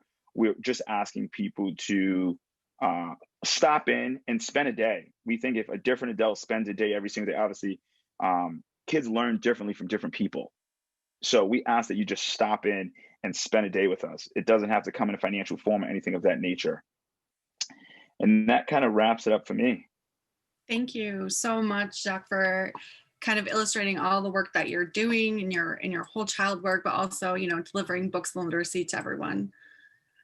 We have next Esther from Parks and Rec, Springfield Parks and Rec. She is the education coordinator and one of our out of school time fellows this year. Hi everyone, my name is Esther Elisa, and as Chrissy mentioned, I'm the educational coordinator for the Parks and Rec, and behind me it's my team of coordinators. We are the Springfield Parks and Rec. We offer after school and summer program to Springfield families. We offer programs to elementary school during the year, and in the summer, we offer a 6-week program. Though this year we're a little bit limited to 3 sites. In the summer, we serve ages 6 to 13. Most of our students come from low-income families. What we do a lot of project-based activities. We do sports, we do outdoor activities and reading. We also partner with the Reading Success by 4th grade to offer 20 minutes of reading every day. We distribute books, as other programs have mentioned, for kids to take home. We hold family engagement activities throughout the year, including a recent virtual bingo night, and families are able to take a pizza kit to do with their families at home. This year, we're really focused on what interests kids and kind of making changes to our program. We had successful read alouds. We participate every summer we partner with the Springfield Library. The Institute was a great chance for us to look at our program and identify areas of improvement. We're really eager to support students' learning. We're looking to collect data for our programs to know more on how kids are doing. We are hoping to increase their critical thinking skills by challenging them with puzzles, high-level vocab, and most importantly, have fun with what we do. We are limited this year, as I mentioned before. We used to in the past serve over 300 kids. Now we are probably going to be serving half of that. We do have a Facebook page, and we can put it in the link, and we'll give out more information for the summer. We'll love to partner with other organizations. We're always looking for people to come into our program and do read alouds. Yeah, welcome. Thank you, Chrissy, and thank you, everyone. Thank you, Esther, and your amazing team behind you. Gabby, Sydney, Channing, Lena, thank you so much. You guys are always such a great group. Love that teamwork. That's how it happens.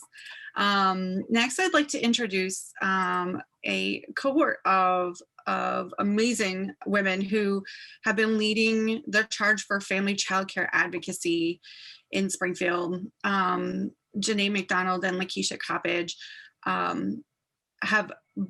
their work has been stellar in engaging family childcare organizations, in rallying the cry for early childhood care and education across the state in policy and advocacy, as well as our Western Mass Common Start Coalition in partnership with Coppage Consulting, SEIU 509, and other various organizations they work with. Thank you for that lovely introduction, Chrissy. As she said, my name is Janae McDonald. I am the Family Child Care Coordinator for SEIU Local 509. Local 509 is a member of a largest Service Employee International Union, which is actually the fastest growing labor union in the United States. We represent Local 509, that is, represents 20,000 human service workers and educators through Massachusetts, with approximately 2,400 family child care providers being in our purview. We provide representation, training, leadership development, community and political advocacy efforts. And we partner with community colleges to provide access to higher education. We contract with a very diverse pool of early educators, trainers, and business associates to support the growing needs of our providers.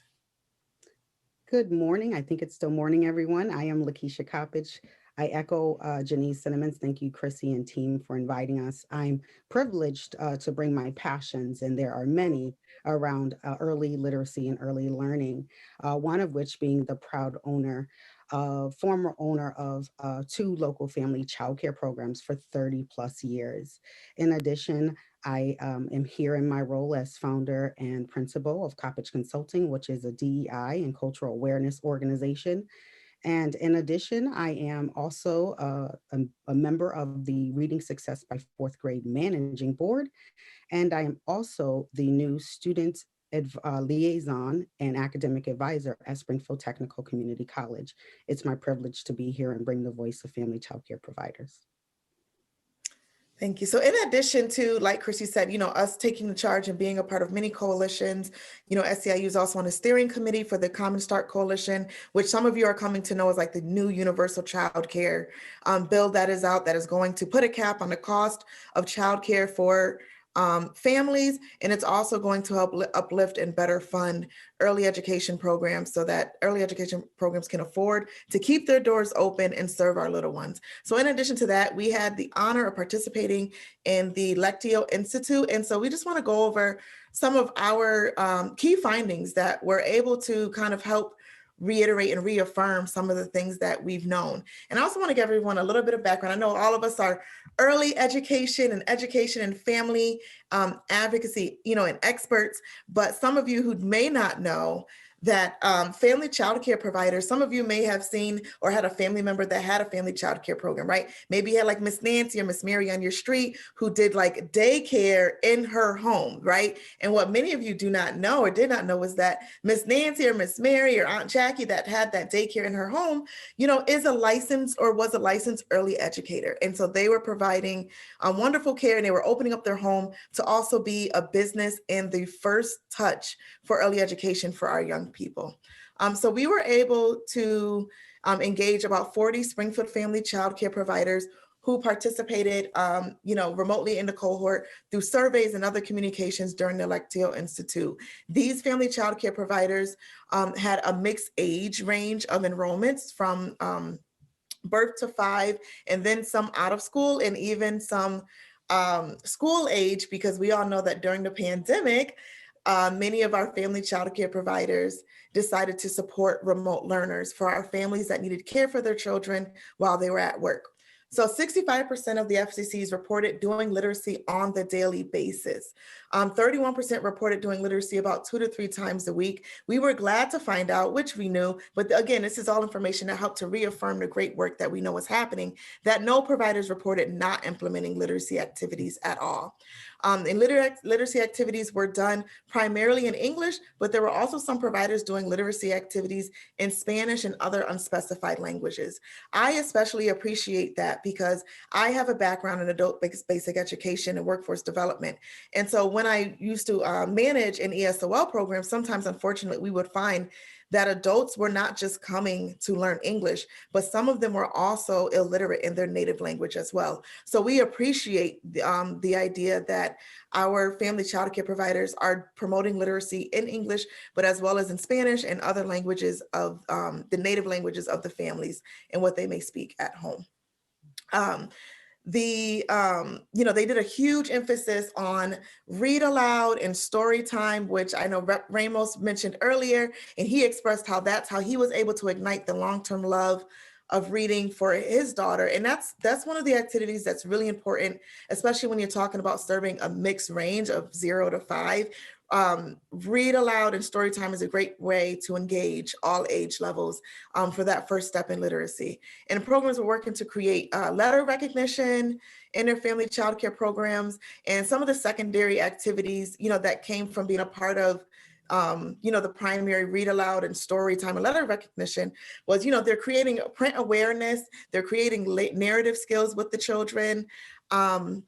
And although family child care providers do have, like I said, mixed age ranges in their programs, they were still able to encourage interaction between the adult and the child for literacy. They're able to foster development of children's early literacy skills.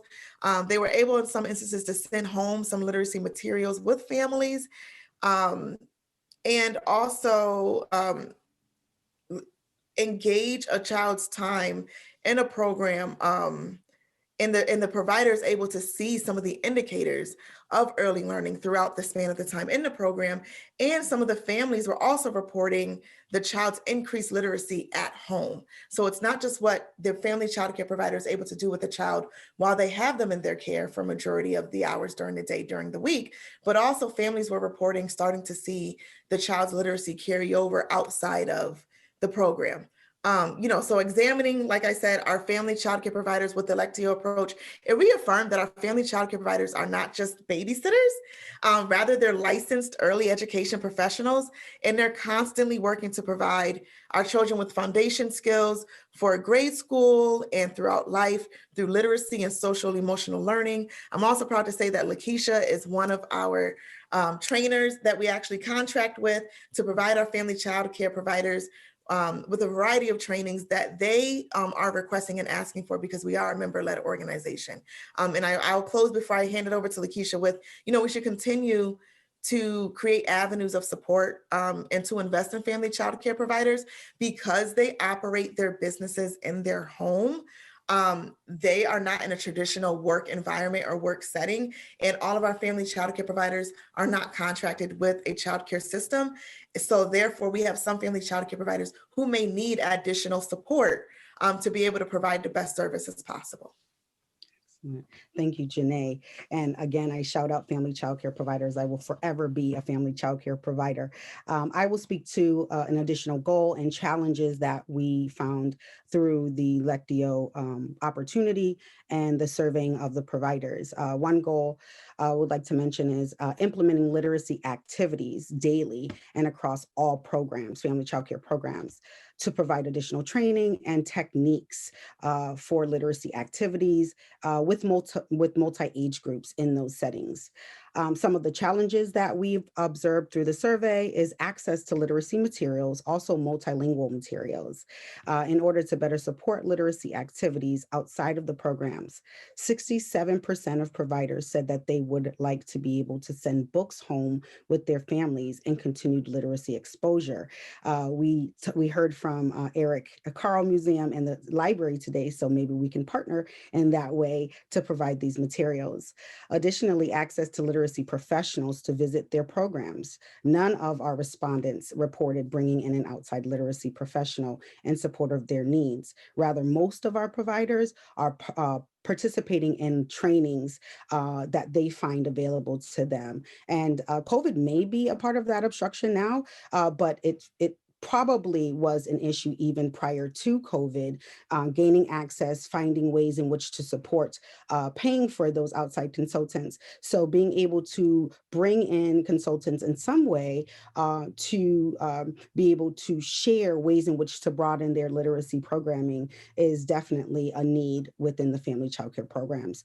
And then, of course, certified assistants, being able to afford additional help. Almost 70% of our respondents reported not having an assistant in their program. And I could speak from previous experience. I was really privileged to be able to have a number of assistants, but of course it's a family childcare program. And so that started with family members who were being compensated differently. And so to be able to come in and hire someone from the outside probably would not have been something that I would have been able to do in my 30 plus years of serving as a family childcare provider. So as we think about all of these needs and all of the voices that's been shared from our family childcare providers and educators as a whole, we find ourselves really privileged to have participated in this Lectio experience and look forward to our continued partnership. So Chrissy, team, everyone who's gone before us, who will go after us, and who's a part of this amazing work, thank you so much and have a wonderful day.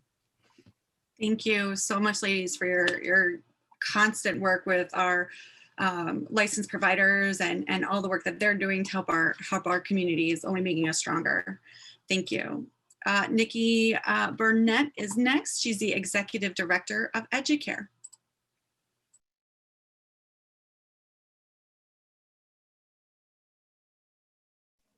Sorry.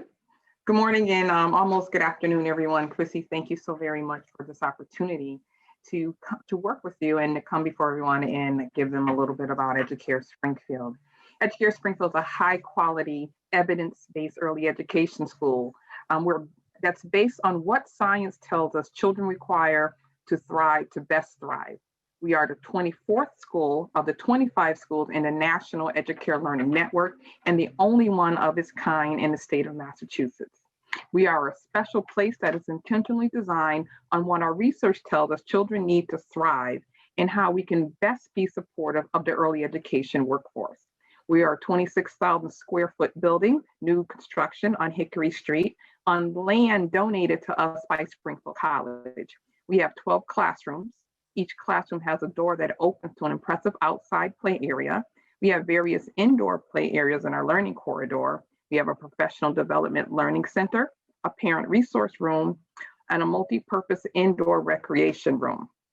And more impressively, we do have a beautiful book nook. And I've seen, I think, up to 8 little ones squeezed into the book nook comfortably, all reading. Our program encompasses data utilization. Our intensive local research and evaluation will feed into our national network study. And this study is held at the Frank Porter Graham Child Development Institute found at the UNC Chapel Hill.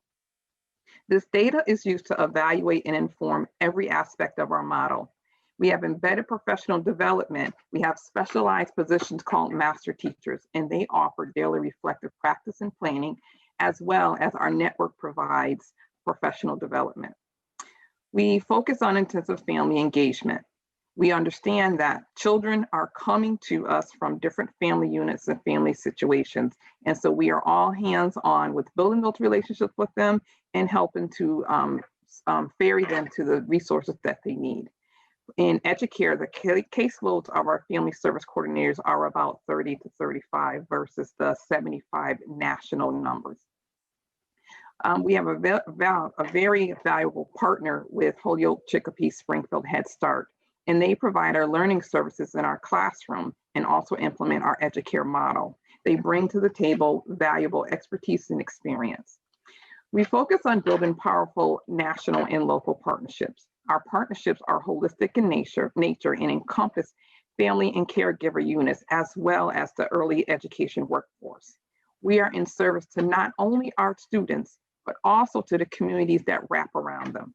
If we focus only on enriching the children in the classroom during the hours and the years they are with us, we are, and without enriching the family units and communities they come from and back to, we miss an important opportunity to truly lay fertile ground for them. The Educare Platform, we use it to inform policy and practice, both nationally and locally. Some of the examples are working with the Hunt Institute and the Educare Policy Work Group. Again, this work encompasses advocating for resources, pay parity, and social programs, to name a few. My work with Lectio was very eye-opening. At Educare, we do a lot because a lot needs to be done. But Lectio helped me to understand that I needed to be very intentional about the tables that we build and who fills the seats. I needed to be more adept at pushing away from tables when necessary, and to take more time to plan for more effective outcomes, because all outcomes matter. And some of the ways that some of our partners here and beyond can get involved, funding is always needed to support our elevated quality early education model. We invite you to grow with us. We invite you to come to our table and invite us to come sit at yours. We seek to build diverse partnerships that are in service to the many needs of our children. Help us to tell our story. Please feel free to contact me for a virtual info session for your business or social organizations. As always, we want to make sure that we continue to remain in service to our children, where they are our most precious resource that we have. So I thank you. Nikki, thank you so much. I love that building, man. Ooh, some book nooks got me like, oh, so good. Thank you again. Next, we'll hear from Don DeStefano, the new president and CEO of Square One. Thank you, Don. Oh, thanks, Chrissy. Thanks for having me here today. Here at Square One, our mission is to ensure that every child has the opportunity to succeed at school, work, and in life. And we do that through providing educational programs, family support services, and a voice in the community. Most everyone here today knows that our early education and care work is quite famous here in the greater Springfield area. We achieve that through our family child care system. We have about 35 family child care providers that work with us every day, and we have 3 centers here in Springfield serving children age 0 all the way up through age 12. Specifically, what did we learn? We learned at Lectio, we learned a lot. I think you've heard that from many of us. We brought a team from both our Family Support Services Division, which is about 40 home visitors and social workers that work directly with families and children, and our early educators. We thought it was important to have a full team representing all of Square One. What we learned is that we were doing a lot at Square One, but we weren't necessarily doing a lot in an organized way.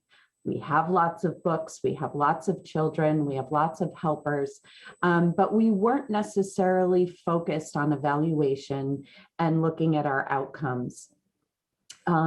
Specifically, what we are hoping to do is to actually hone in our services using the Raising a Reader. And I know my friends from Raising a Reader are coming right after me, but that's a framework that we can use in both our early education field and our family support services. And our goal is to come up with an outcome as an agency versus division. And we're going to use that framework to focus and evaluate and publicly share what we find in that evaluation. I think that was the other key part, is that we keep our information too isolated. And we want to share more of that with our friends. Certainly here at Square One, how can you be a part of what we do? We have Zoom book reading happening almost every day. We have large whiteboards and smart boards in our classroom, and our volunteers actually come on virtually.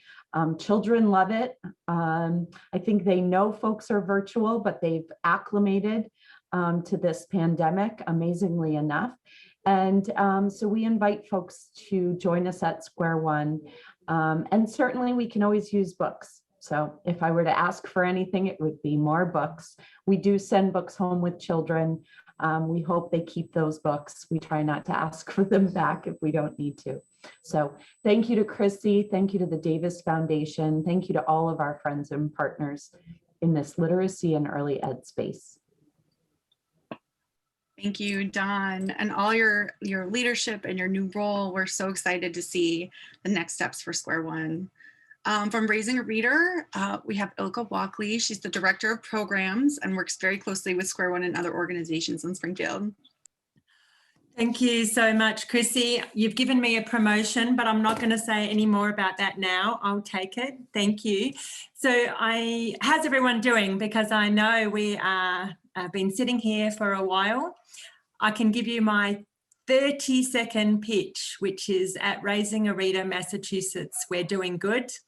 Lectio helped us be better, and we welcome you all to continue partnering or start partnering with us. How was that, Chrissy?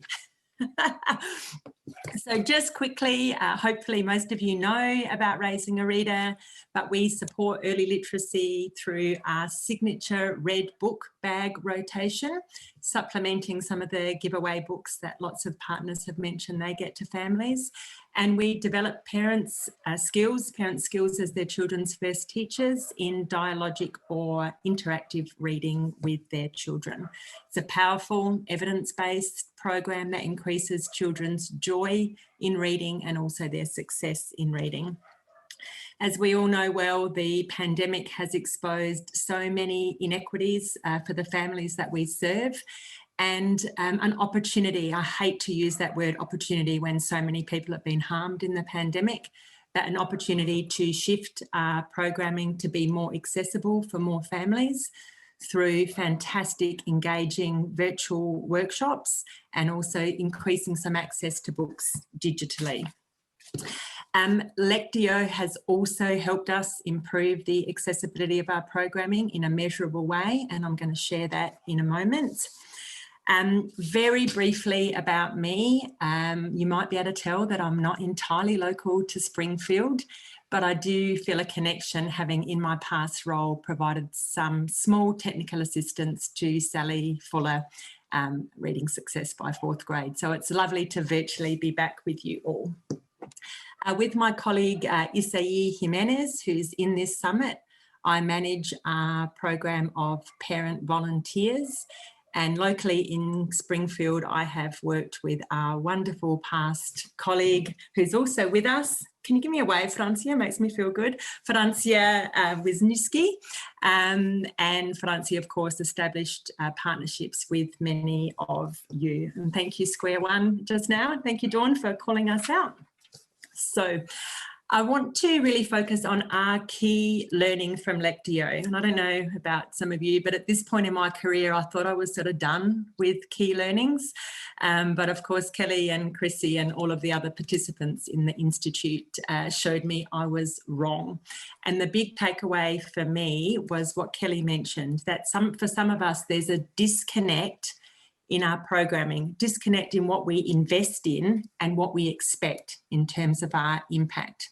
And what we learned with our core programming, our red book bag rotation and our parent workshops, we were doing well. We had good, robust programs. But how about our other programs? Were our other programs where we were also investing in, but were those programs helping us connect more with parents and support parents to develop their skills in reading interactively with their children? Were our other programs pulling their weight? And guess what? One of the programs, my own program that I work with, our parent volunteers or our community ambassador program, maybe we weren't pulling our weight. We have 14 amazing parent volunteers who speak 5 languages, who are parents themselves, who are so familiar with our programming. Were we using them to add to our central offering and to more deeply connect other parents to our programming? And we weren't, but now we are. Through being that wonderful word, more intentional and applying some of our learnings from Lectio, we have increased the contribution of our parent volunteers by 25% over the course of the pandemic, and in fact by 40+% in the last quarter. So if you'd like to find out how we did that, or you'd like to partner with us as a community organisation to make deeper connections between our work, or if you're a business, if you'd like to support us in book drives to get more books to families, to potentially sponsor one of our wonderful upcoming events, to provide skilled volunteers to us, then I invite you to connect with my colleague, Marianne Lerner, who's also in the summit, and I'll put her details in the chat. Chrissy, quick enough for you?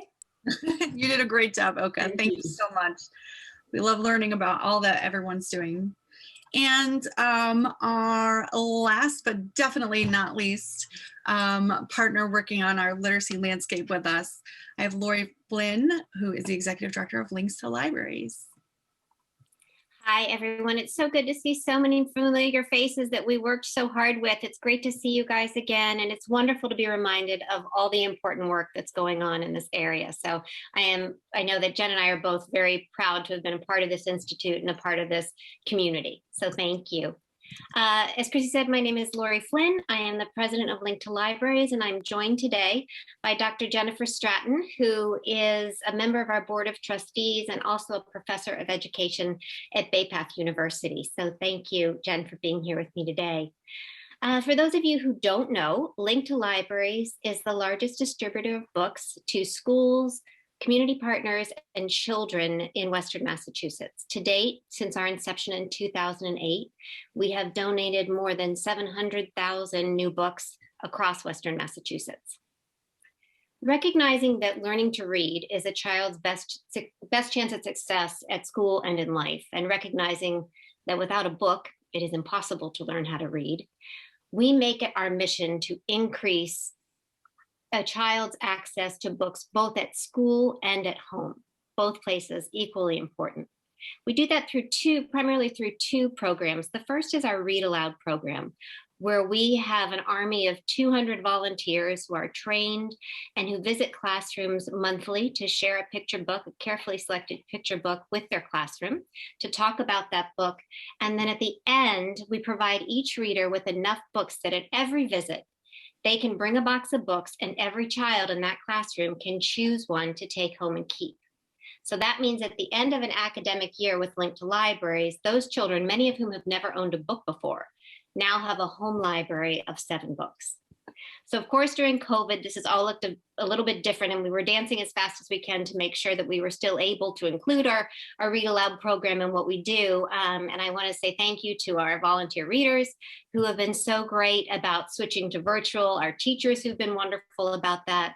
And we have found other ways to get books to the children, but we are really looking forward to being back in classrooms and doing things the old-fashioned way. We have another program called the Community Book Link Sponsorship Program, and that is a program where local businesses and families can adopt a school, and through that sponsorship, that school's library will get 300 brand new hardcover books every year for a 3-year commitment. So by the end of 3 years with this program, that school library will have received about 1,000 books through Link to Libraries. That is how I should tell you too, we sponsor almost 70 schools, including every elementary school in the city of Springfield. And that is how we largely make sure that we get our books into the hands of the kids who need them. But I'm going to turn it over to Dr. Stratton to let her tell us a little bit more about how those books support literacy. Great. Thank you, Lori. And I just want to say how excited I am to be here because I teach future teachers, and the courses I teach is early literacy. And so to hear so many people speak so passionately about the work that they're doing in Springfield around early literacy, I can't thank you all enough. It's great work, and we're creating new future teachers that are going to continue your great work. So thank you. When Lori was talking about that we distribute books, we're not just distributing any books. We're making sure that they're culturally relevant to the students. There's a real importance in when we're talking about this learning to read. It's the most complex brain process we're asking little ones to do. So we need to give them something that's really going to motivate them. And the books where they can see themselves that are mirrors of their own lives and their own lived experience really can be very motivating. And then books that are windows into this world of opportunity also. So that's what's so critical about the books that we are putting into the hands of young children and their families. Back to you, Lori. Thank you. I feel like we're on the nightly news. So I'd like to return to what Chrissy mentioned earlier about working harder and working smarter. We are so grateful to Reading Success by Fourth Grade and to the Lectio Institute for letting us participate in this process and for giving us the time and the space and the tools, and perhaps even most importantly, the connections to really evaluate our programs and how we're doing and how we fit into the whole landscape. So what did Link to Libraries learn through this process? Well, we were very pleased to learn that our programs with the schools are working well. And that is something that we are going to continue to do. We're continuing to read aloud in classrooms whenever and wherever we can, and we're going to continue to sponsor schools. But one thing we learned through the Institute and understanding better everybody else's role in this process, and also through COVID, is that we have learned that the importance of our community partnerships. We've always given books out through other local nonprofits and community partners, but we've really learned the importance of not only meeting children and families at school, especially when they're not in school, but where they are in the world. And we are going to make every effort to increase our ability to partner with other organizations and to collaborate with them to help make sure books are getting where they need to be. What does this mean for us? This means that we are going to need to be purchasing a broader age range of books. We typically serve pre-K through about 5th, 6th grade, and we are looking to provide books for younger children as well. So that's something that we're going to need to look into changing. We're going to need to ensure that we have a plentiful selection of Spanish language and bilingual books, as well as multicultural books, as Jen said earlier about the importance of kids being able to recognize themselves on the page. We are going to continue to make a real effort to make sure that we are providing those books, which means really purchasing books that are more current. There's so much good work coming out right now, and we want to make sure that those are the books that are getting into the hands of kids. So we're going to need ways to seek partnerships and funding to be able to do that. If you are interested in partnering with Link to Libraries, or if you're interested in supporting our efforts, we would certainly love to talk with you. I am going to put my email information in the chat so that anyone can reach out to me. And again, Thank you, Chrissy. Thank you, Kelly. Thank you, everyone, for being our partners and our friends through this. And we look forward to all the exciting things that are to come. Thank you so much, Lori and Jennifer. It's been such a pleasure. I love geeking out with you guys about kids' books. It's super fun. I would like to welcome next the Commissioner for Early Childhood Care and Education, Samantha Aigner-Treworgy. She has been such an amazing champion of Western Mass, teaching out here at some point in her life and her career. The last summit we had, we actually introduced her to our neighborhood, or reintroduced her. And so we're so happy to have her join us for our second. Welcome, Commissioner. Thank you so much, Chrissy. And I was reflecting myself this morning on last year, coming just as we were headed into an unknown moment in time, pandemic.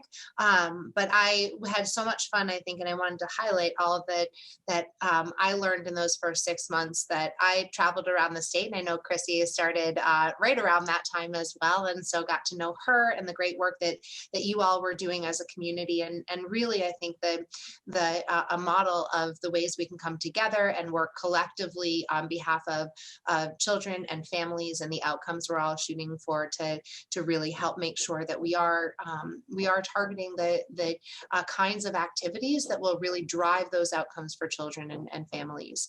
And so we've been thrilled at EEC to support those activities through things like the CPPI partnership, really trying to model and pilot ways that we can invest in coming together and looking at curriculum alignment and professional development.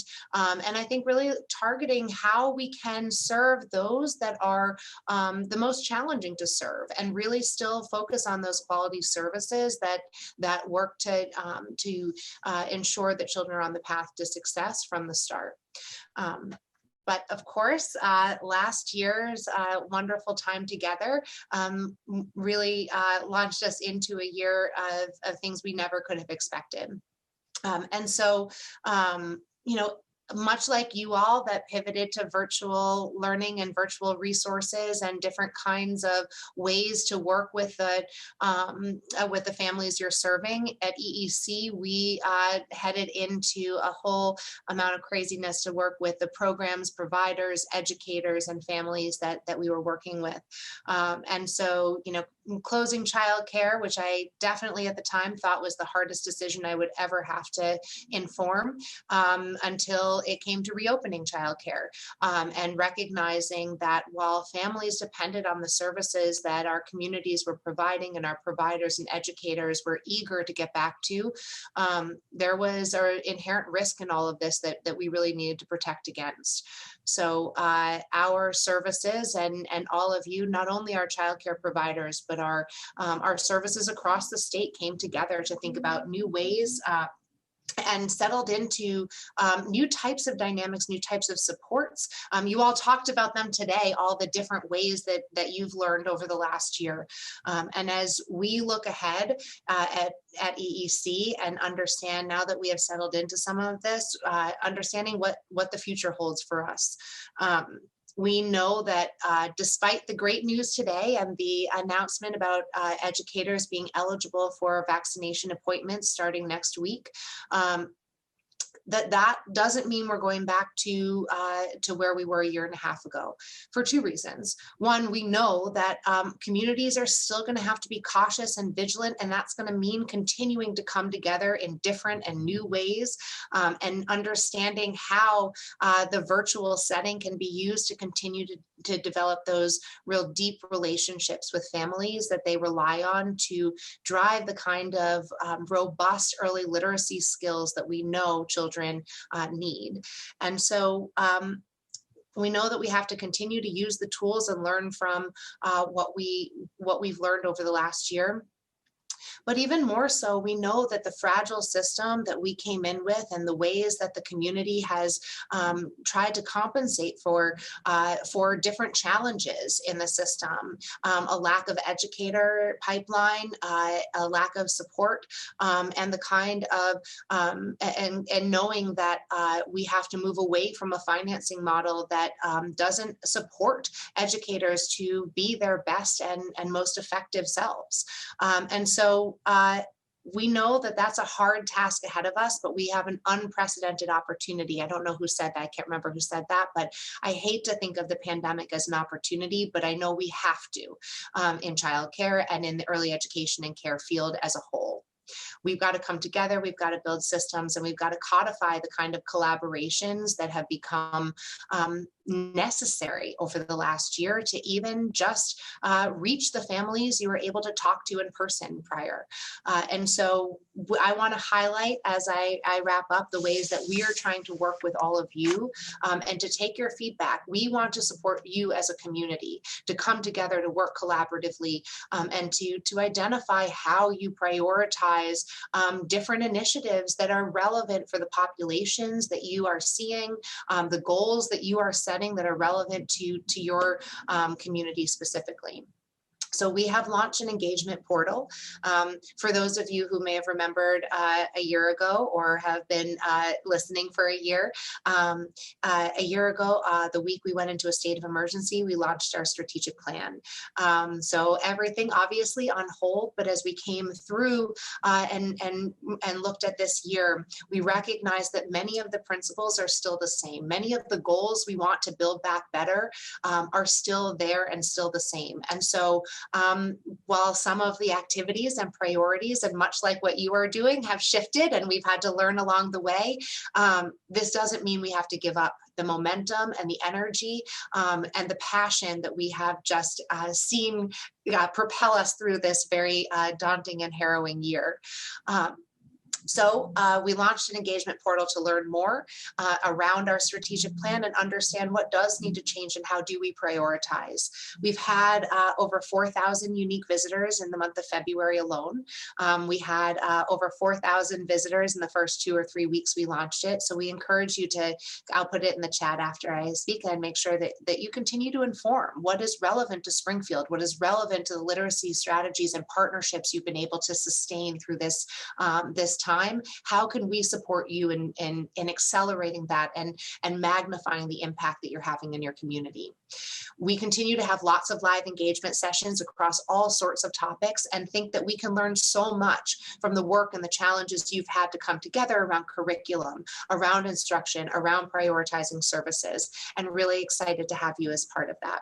So a couple of things we do continue to put out daily monthly surveys and iterative and giving you the data we have back. So very excited about hearing. And I just want to highlight one data point as I close up. Almost 50% of the people in the first round responded that reflective practice is one of the first 2 priorities in how you really improve quality and think about the services and the engagement and the experience of children. And we know reflective practice takes collaboration. And so we're excited to be able to support this so that that reflective practice can happen in a way that really helps you drive the experience that children and families are getting in Springfield on a daily basis. Thank you so much, Chrissy, for the time, and I'm going to let you guys get on with your work. Thank you so much, Commissioner. It's so great to hear your thoughts on that. The research is telling us that reflective practice and collaboration leads to impact and drives impact when we're looking at our own data, which is exactly the process we've just gone through with the Lectio Institute, with all our community partners.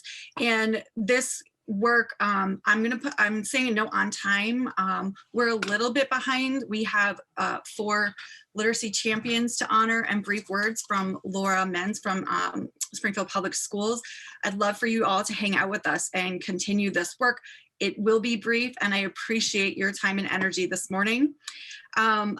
Along those lines of reflective practice and collaboration, driving our impact and our work with early literacy, we need leaders in the field and across our city to help guide and work with us. So I am so honored to be able to give and honor 4 amazing Literacy Champions.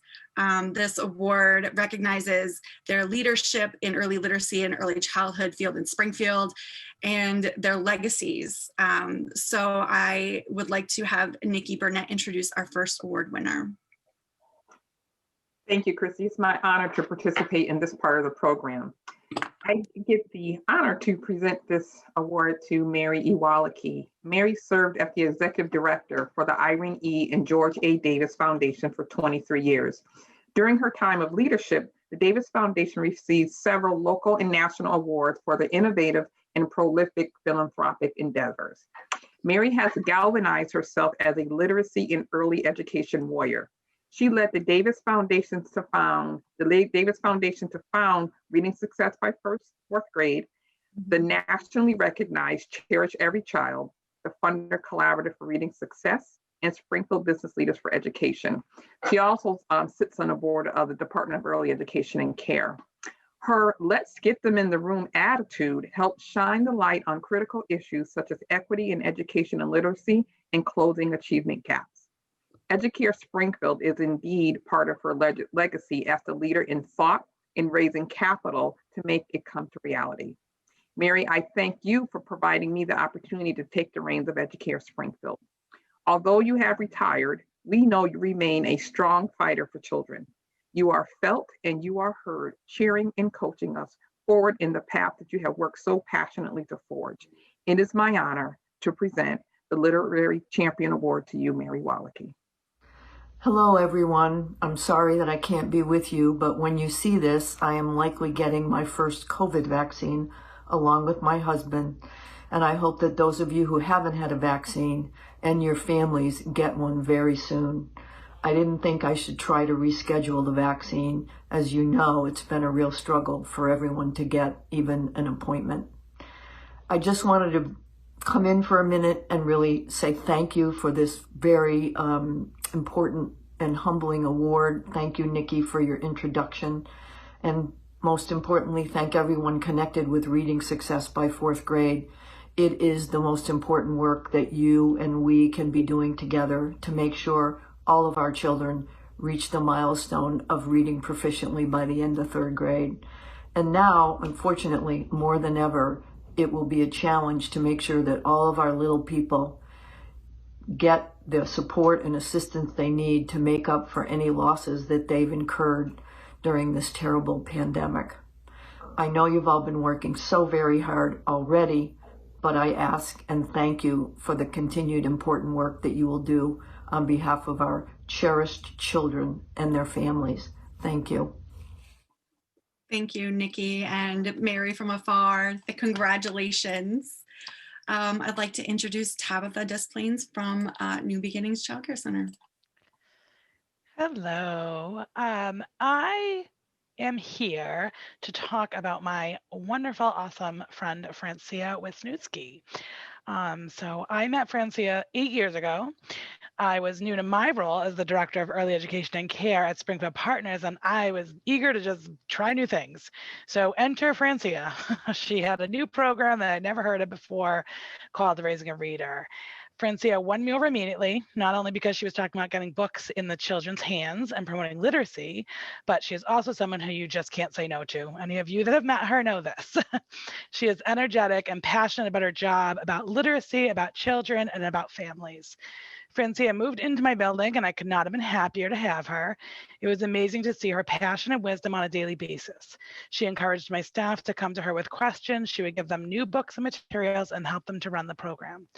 I watched Francia do workshops for staff and my parents, and she was always spot on. She has a way of meeting the audience where they are. Her workshops were always interactive and engaging for children, staff, and parents, and packed with knowledge presented in a way that made sense for the audience. Francia has done so much more than Raising a Reader. She is a member of the board of directors for Shea Theater, a finance committee member for the town of Montague. She's treasurer of Hampshire Franklin Commission on the Status of Women and Girls, chair of enrollment for Leadership Pioneer Valley. She's a former board member of District Attorney David Sullivan Franklin County Children's Advocacy Center and a school committee member for the Greenfield Public Schools. She is a former candidate for the Massachusetts State Representative for the 1st Franklin District. Francia advocated that building strong families builds strong communities. She has worked with Community Action Pioneer Valley as a family center program coordinator, has developed specialists for the REACH early intervention, and she is currently in her new role as the Director of National Teacher Training for SEIU 509 Education Fund. Francia is an advocate and a champion for literacy for children and for families. She is someone I am proud to call a friend, mentor, and colleague. She is someone who is very deserving of the recognition she is getting today. Thank you, Tabitha. I have to hold back my tears. So it's so great to see you all in here.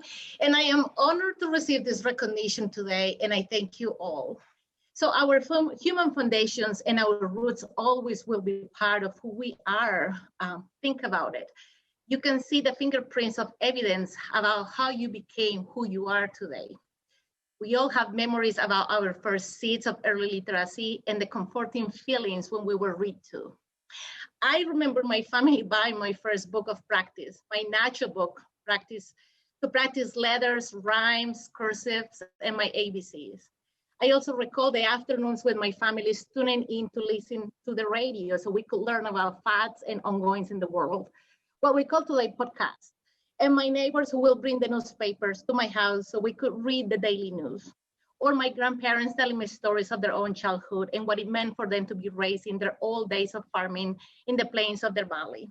Or my teachers who read stories from the popular children's book authors like Mr. Raphael Pombos and his story of a frog who was stubborn and was influenced for not so great friends. So you see, my life as a child has been incredibly generous, a generous village of people who ensured that we were listening to many words. We have access to whatever version of early literacy was available at the moment and to access various printed materials.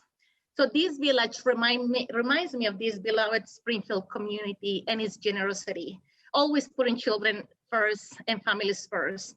I have seen firsthand the impact of this community coming together to better the lives of children by implementing, and I want to say, best practices and replicating trends and all the lingo that we use in our grant writing proposals. But truly, it's the kindness that all you have and the hope to put the collective thinking and ideas into actions with the goal that every child reaches school achievement and life success.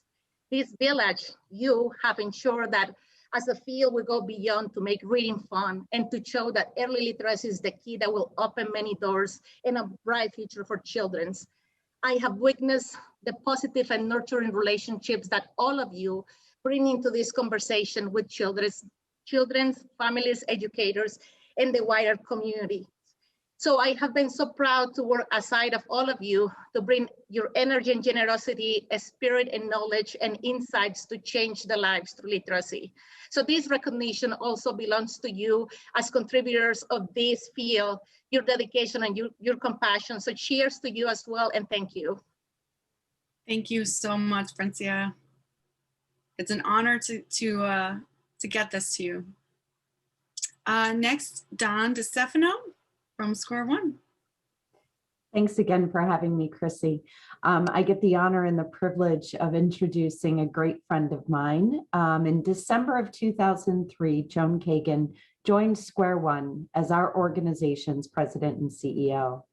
Although she was new to the field of early education and care, Joan had been a recognized leader and a licensed clinical social worker in the provision of child welfare and mental health services since 1976.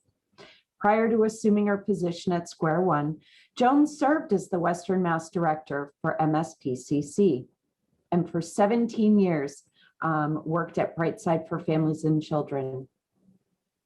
After 17 years at Square One, Joan's tireless efforts to serve vulnerable children and families, not to mention surviving a tornado and a gas explosion, Joan decided it was time for someone else to enjoy the fun of leading this agency. Her career reflects her life's passion, serving children and families in need. It is my honor to introduce my friend my mentor, and someone so loved by everyone here at Square One, Joan Kagan. Oh, I need to unmute. Thank you very much, Don, for those very kind words. And yes, after an explosion, a tornado, and even the pandemic, I'm still here. And we'll be following Mary Wallachy getting my COVID shot in a few days. I am truly honored and humbled to receive this award and to have been part of this important work. The science clearly demonstrates that reading success by 4th grade can be life-altering. It can really change the path of the child's future. As you have heard from all of the speakers today, there are many people who continue to contribute to this really critical work. Achieving success by 4th grade is really, it's a team effort. It's like running a relay race where you pick up the baton, you run. When your lap is complete, you pass the baton off to the next person and they will continue the race. So thank you to all those who have led the charge and to those who are now leading the way to ensure that every child has the opportunity to succeed at school, at work, and in life by learning to read by 4th grade. Chrissy, congratulations. You've had an impressive lineup of speakers today. I wish you and those who are joining the race continued success. And thank you very much for carrying on this very vital work. And I will show you, if you can see it, it's backwards, but these are the awards that we all received. So thanks very much. Thank you, Joan. It's an honor. And Counselor Jesse Letterman from Springfield. Good morning, everybody. It is my pleasure to join you to introduce our final 2021 Early Literacy Champion. Kevin Anthony Green is the Chief Visionary and CEO of Seeds of a Father, the Springfield organization that he founded in 2013 to support and engage fathers in efforts to improve the well-being of children, families, and communities. In addition to holding community events, presenting volunteer opportunities, and trainings targeted towards fathers and families, a significant part of Kevin's work with Seeds of a Father has been the introduction of the Real Dads Read initiative in Springfield, bringing fathers and positive male role models into area schools to read with children and students. His work previously earned him the Massachusetts Literacy Champion Award from Mass Literacy in 2018, which was the same year that he earned his master's degree in social work from Springfield College. On a more personal note, you would be hard-pressed to find somebody who is more dedicated and selfless in their service to the city of Springfield and their entire community. I can't tell you over the last 10 years how many events I've seen Kevin and his team volunteering at, supporting not just early literacy, but really every aspect of community service in the city of Springfield. Without further ado, please welcome Kevin Green. Thank you, Jesse, Councilman, for that beautiful introduction. I'm very happy to have the work acknowledged because it's definitely about the work here in the city of Springfield. I'm very passionate about my city. I'm born and raised here in Springfield, a product of the Springfield Public School Systems, graduate of AIC, graduate of Springfield College, but more importantly, to be able to be educated and then give back to my community. And so with this reading initiative, I really named it after my grandfather, James E. Charles. He had a 3rd or 4th grade education I most recently learned about. And we know that the education and literacy development is very significant in the lives of our children. And so at Seeds of a Father, we're dedicated to the overall well-being and enrichment of father-child relational development. We work diligently to demonstrate how positive father engagement is strongly associated with positive fathers, families, and communities. So I'm thankful for our work to be acknowledged in this way, and we continue the charge of educating our children. And here at Seeds of a Father, we say mention it, model it, make it happen, because we can't lead where we refuse to go. And so where we're going into the schools, we're going into the communities, we're connecting with businesses, right? We're connecting with colleges, we've connected with churches, we're connected to families. And so part of the greatest contribution I can say with Seeds of a Father is our ability to connect to families, right? And so with our literacy development, we're not just bringing books that's entertainment for them to read, we're empowering them with information. Children, young adults, as well as adults. Some of our books that we are pushing out there directly impacts and helps to change the narrative, stereotypes about African-American boys, African-American girls, African-American families. So we work to address those stereotypes with research, with education, with books that look like them, stories that they can identify with. If there are situations to where in the news about our hair, about our skin, we are countering those narratives on a regular basis. We're countering those narratives, and we're making sure that we don't forget those who come before us. As we get ready to represent, it is Women's Month, right? We're getting ready to represent Aretha Franklin, to teach our students and our youth, as well as adults, the importance of literacy development, the importance of remembering those who came before us, the importance of understanding, hey, she wasn't just a great singer, she was a community activist, right? She was a person who stood up. And where can you find this information? It's in the books. So we're thankful to be honored to celebrate with everyone who has been awarded and all the work that you're doing. We continue to do the work, right? I'm passionate about my community. I'm passionate about education, and I'm thankful to everyone who noticed the work of Seeds of a Father, and very appreciative as we move forward to continue the work. So thank you so much. Thank you, Kevin, for all the work that you've done and continue to do. Thank you to all of our panelists and attendees. I would love to pass the mic, as we so say, to our closing speaker, Laura Mendes. She is a friend of mine. We've worked together in the public schools, and so happy to bring her here to you to talk to you about our kind of where we're going and what we're looking at and our hopes. Thank you, Laura, so much for doing this for us. And we have so many attendees still with us, and I appreciate your time and energy this morning. Take it away, Laura. I was going to say good morning, but it's actually good afternoon, everyone. Chrissy, thank you. I am, indebted to you. We just have a great partnership, and I'm just so happy to be here. I'm going to try and shave my comments a little bit and try not to be redundant. I know why she asked me to do closing comments, because she knows I'm a fast talker. I'm also going to try and go off camera here because I think I might be able to go faster if I read my notes. And let's see if we can advance these slides. All right. So closing comments, they can be tricky. It's important to wrap up the session like a gift with a neat bow. So I'm going to try and do that and be positive and quick all at once, because I know I'm standing between you and probably your lunch, unless you've been sneaking in between. This morning we heard some wonderful stories and anecdotes and information about programming and coalitions and the partnerships that worked with Lectio recently. So I'm going to talk to you a little bit about Springfield Public Schools and the work we did with Lectio just last year. Our literacy and early childhood team took part in a deep analysis, and Chrissy was able to join us just before we closed for COVID. So we had some interesting learnings, and I just want to share a couple of them with you.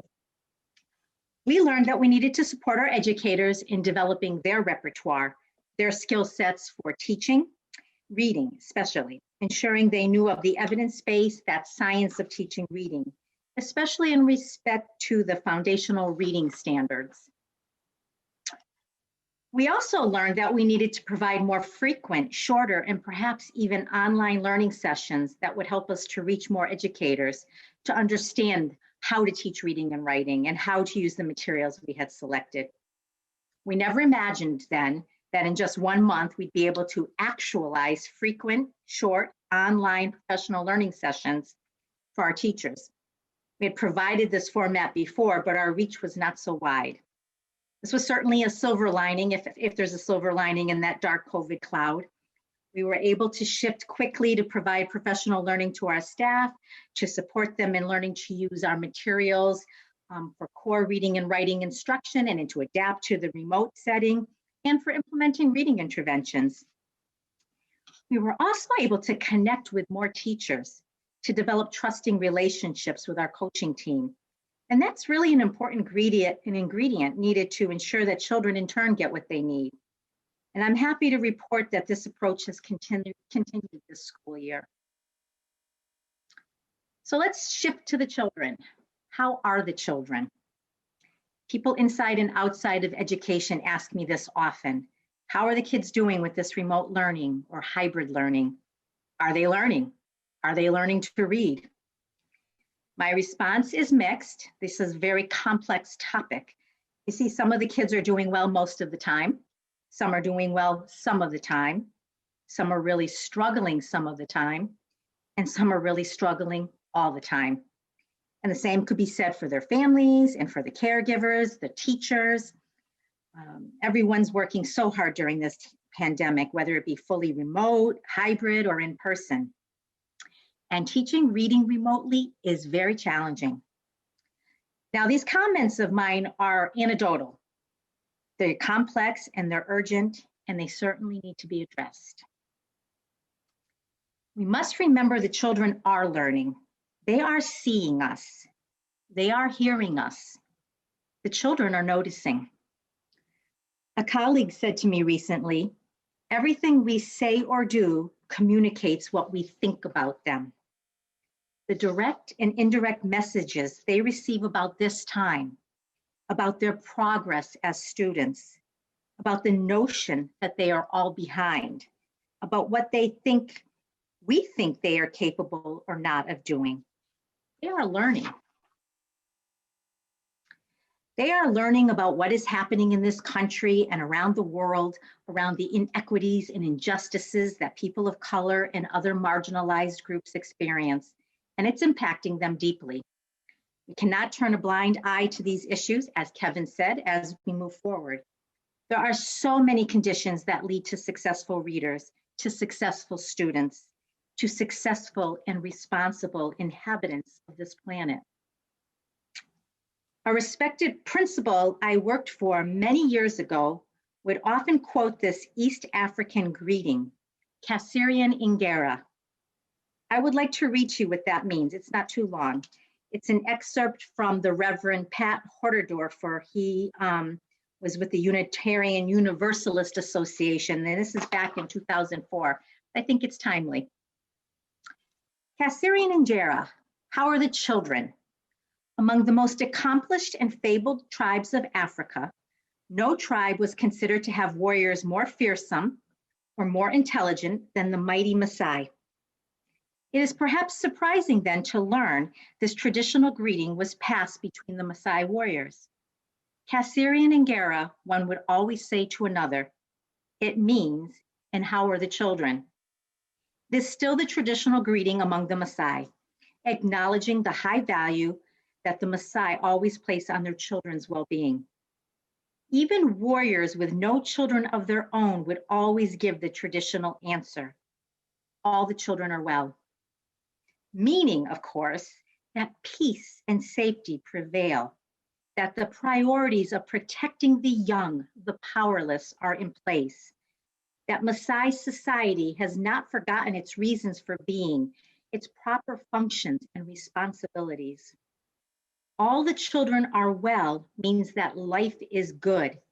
It means that the daily struggles of existence do not preclude proper caring for their young.